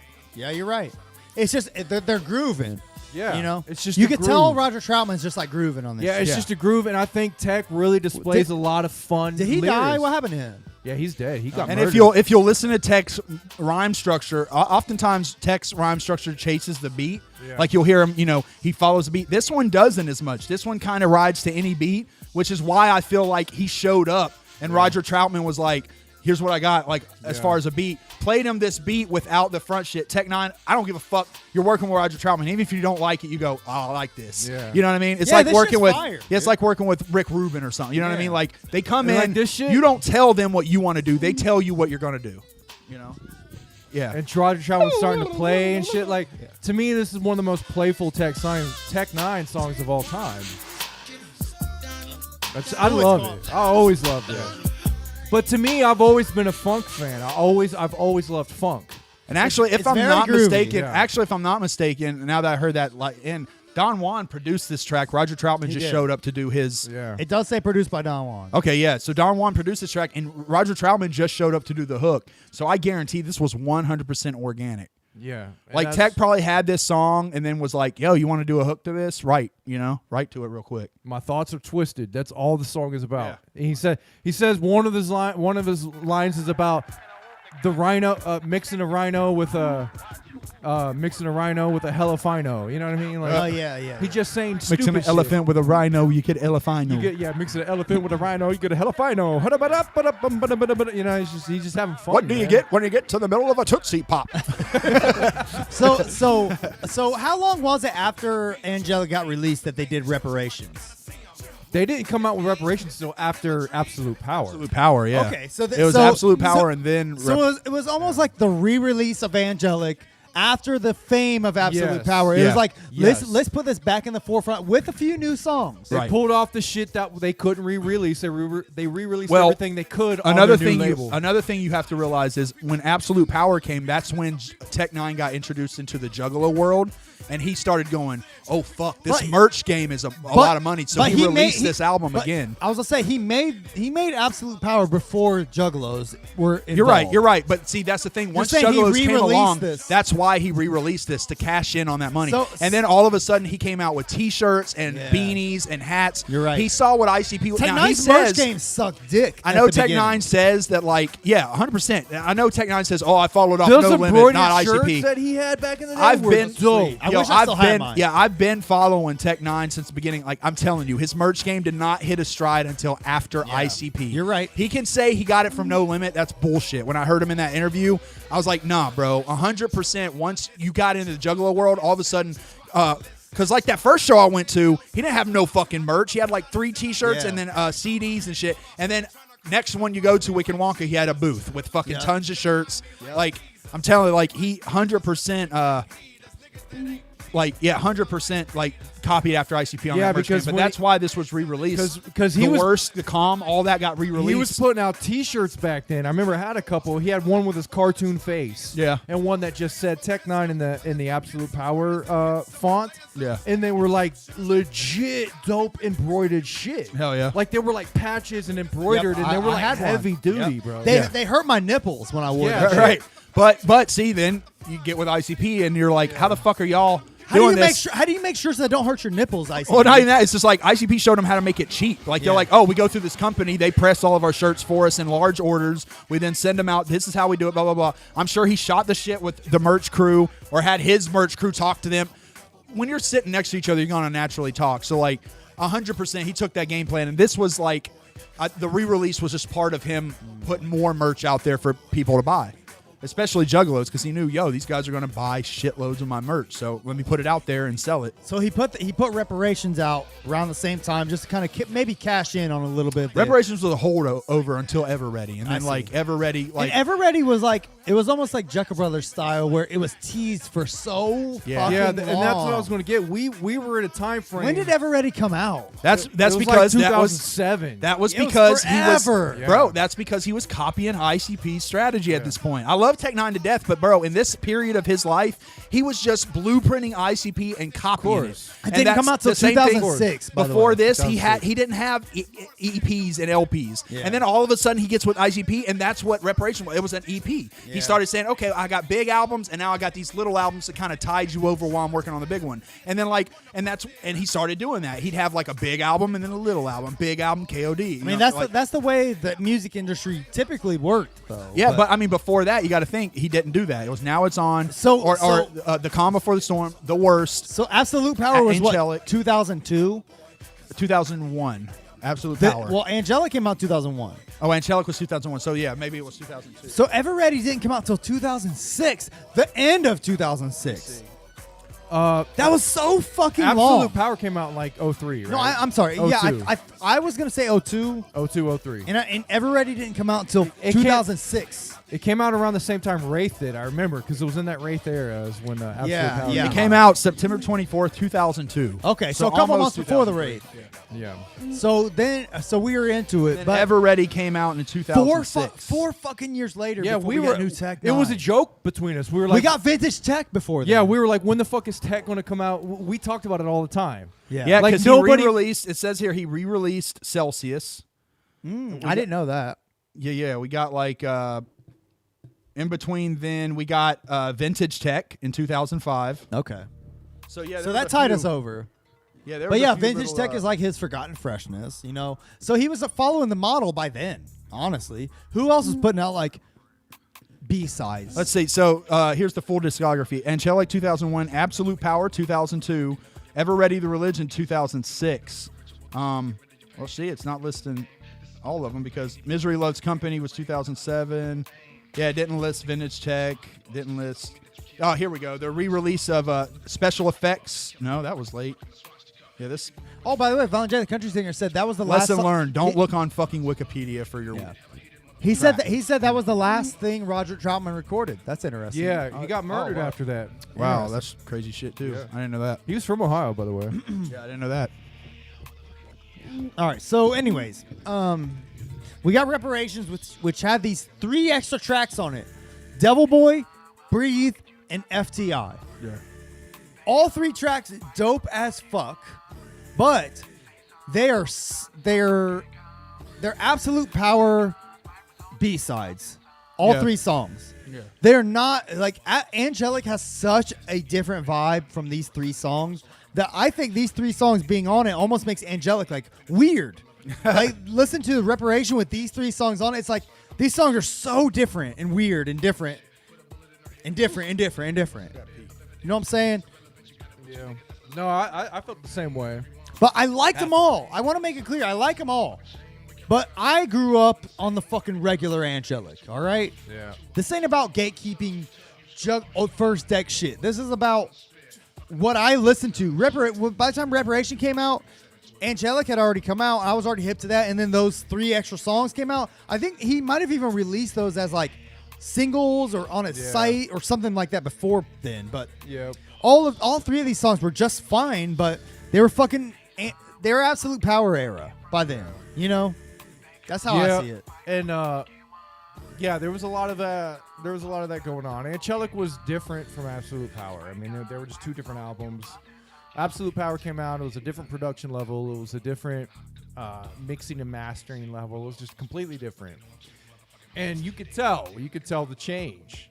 You could tell the change in the people he had around him that were on the hooks and shit like that. It was a big sound. Sonically, it was very different. Because I remember the Beef soundtrack, too. Remember when the Beef soundtrack came out? Yeah. Beef was a huge single for Tech N9ne. Yeah, Beef was great. Yeah, I mean, that was a song great is the single. shit. Yeah. And that wasn't even on any official Tech albums at that time. No, but it was a great song. Yeah. It was one of his best at the time. That song ruled. Yeah. And that was that prior to Ever Ready? Yeah. I wanna say it was. Yeah, that was like 2004 or 5. I think it was. Yeah, it was way prior to Ever Ready. So we got several like banging ass Ever Ready singles. We had Jelly Sickle 2. There was something else that leaked off of Ever Ready by that time. About but to Bubble. About to Bubble. Was that About was to it. Bubble one. Both of those songs had like leaked as like singles or whatever. But man, those were all the shit, and we couldn't wait for Ever Ready. But for what it's worth, by the time Ever Ready came out, man, I was over it. Like Yeah. I wasn't huge on Ever Ready. I thought it was just okay. Yeah, it was one of those albums that came out and man, it didn't live up to the hype. Nope. It really didn't. did It's a not. good No. album. Don't get me wrong. It's a good work. It's got some bangers. It's a good album he put out, but it just did not live up to the hype. We were expecting Absolute Power 2. Yeah, we were expecting the I mean, next. after 4 fucking years, yeah. Yeah, absolutely. But that's Man. that's what you get when you follow a fucking rapper and expect something. If we would have just dropped off and went back to it, we probably would have liked it more. Yeah. Yeah, a lot of the songs were just like, I don't know. They just weren't. Ever Ready was, I feel like Ever Ready was his attempt to try to like, he's like, all right, man, we made our scene. We made our scene with this Juggalo group. Let's try to get back in the hip hop world a little bit. Yes. Because like we're straying a little bit too far from the hip hop world. We're kind of embracing this Juggalo thing. Let's go back to that a little bit. So he was trying to he cut the hair off, got into like a more reserved look. He had a lot more features from like thug rappers. He had a lot more style of just straight up gangster rap. And then I think after that album, he kind of got the feedback and he was kind of like, all right, let me just embrace. Let's reel it in. Yeah. And then he kind of found that happy medium where he's the killer clown persona where I'm not gonna go all dye in my hair and shit as much anymore, but I'm still gonna do the face paint. I'm still gonna kind of be left field, Yep. Oh, Shanzi said The Beast. Yeah, that came out around the same time too. Yeah. And I think that was on the Like Madden soundtrack yeah, or some I think shit. that was on Madden that year. That song was the shit. We were talking about how Tech N9ne released several dope, amazing singles between Absolute Power and Ever Ready. Yeah, like Beef. Beef, Off the Beef The soundtrack. Beast. There were several more. Yeah. Beef, Bitter Emotion, Envy, and Fear. Yeah, that song was so dope, bro. Yeah. Tech N9ne really. I mean, I think that Absolute Power. Watch your language. Yep.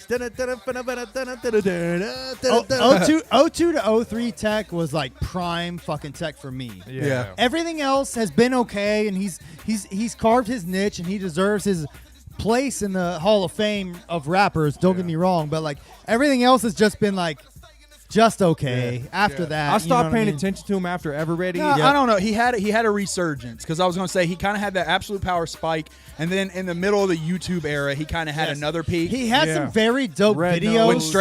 when Strange was at its peak, when he had like Cess Crew and Stevie Stone, and like Sure. they were like really killing it. But then that was kind of like the end of the CD era, and I think once that CD era went away for good and it was straight streaming era, I haven't heard of any of those Strange artists since then. You know what I mean?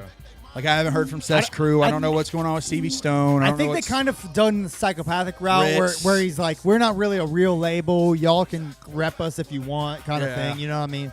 That's how it seems, at least. Yeah.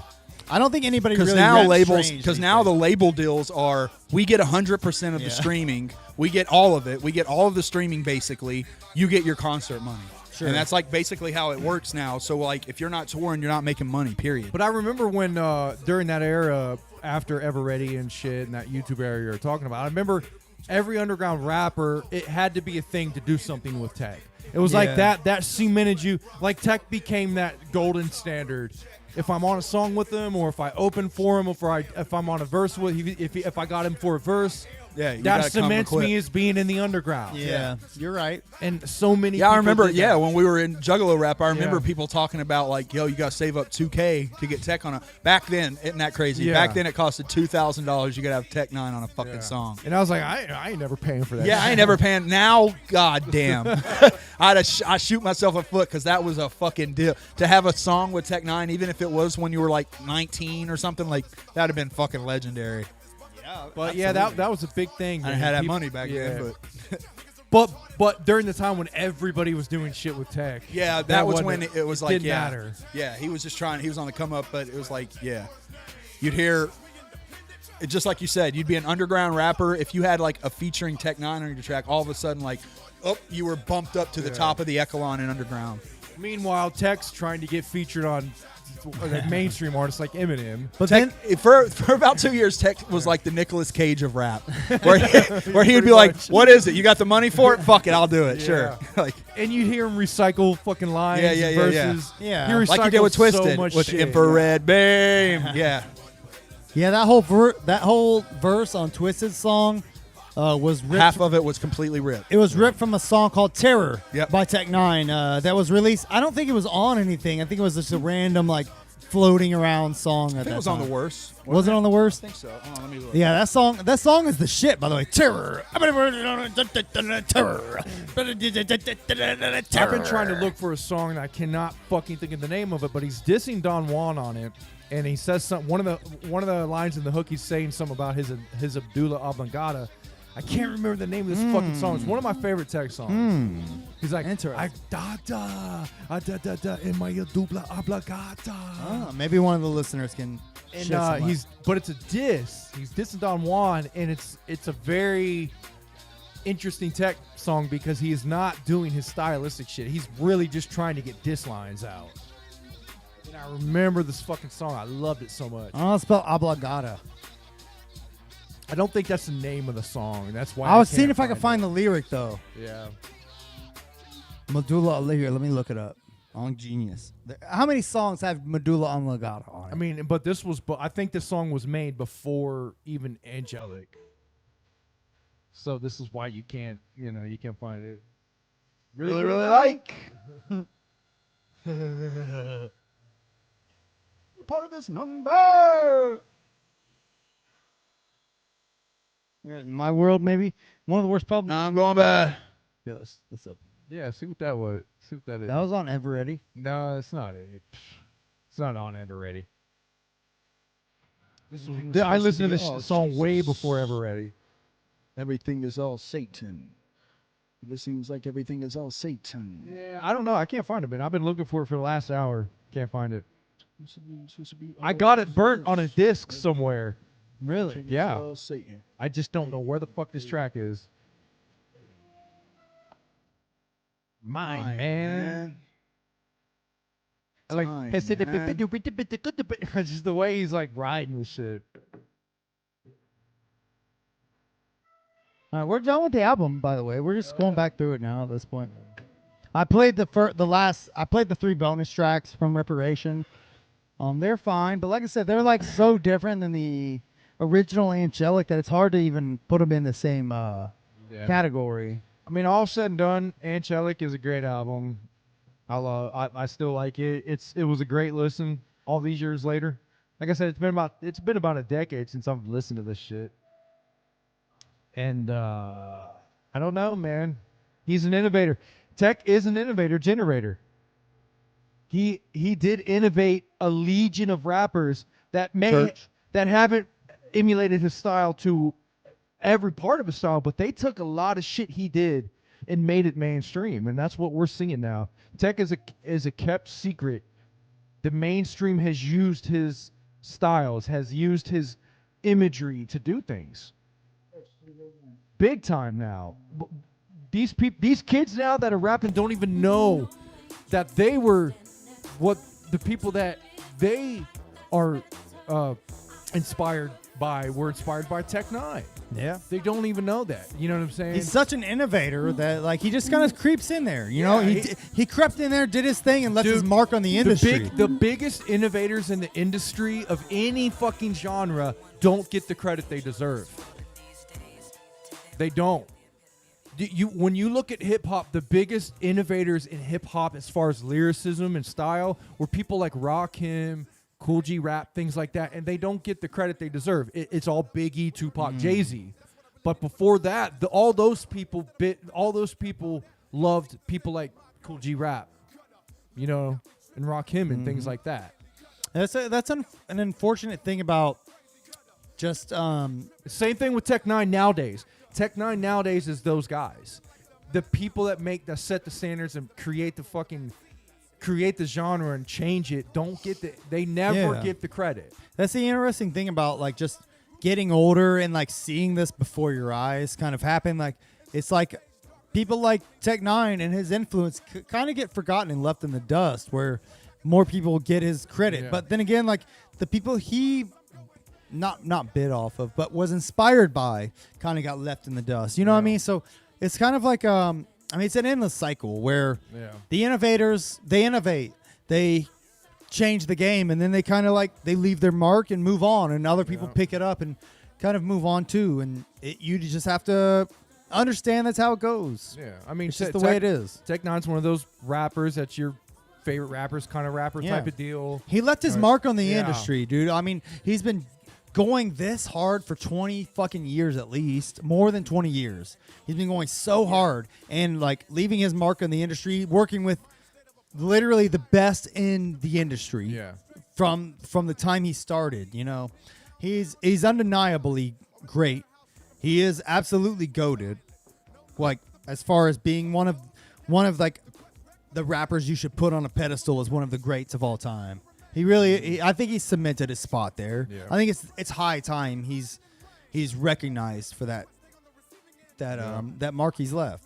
You know, Yeah. he did his fucking job. Yeah, I mean, Tech. You can't deny Tech, man. He did, I truly believe that. I truly believe he changed the industry, and he just does not get the credit. Your favorite rapper's favorite rapper type deal. That's right, Sean. Nobody, man. Oh, woo! Oh, I did want to mention how corny Tech's. He has like a. Have you heard the pledge he does? Like it was on all 6s and 7s. It's like a pledge. Yeah, It's like some corny shit. Like if you're a technician. Yeah, that wasn't a bad album, by the way, but I do remember that. I A hated that technician album. pledge. It's like he made his own juggalos called Technicians. Right? Yeah, right. So he made a song called The Pledge where it's like, it's so gay. Here, I'll play it. I'll find it. But Yeah, you're pledging like if you're Loyalty to him. Yeah, yeah, it's so gay. like you're a dude. technician. This is what you do, type shit.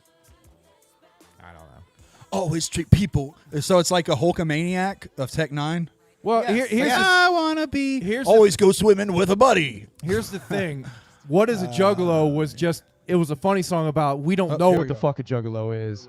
The minute you try to stamp what it is, it's dumb. I know this shit is so gay, and he's played it at concerts and shit before. There it is.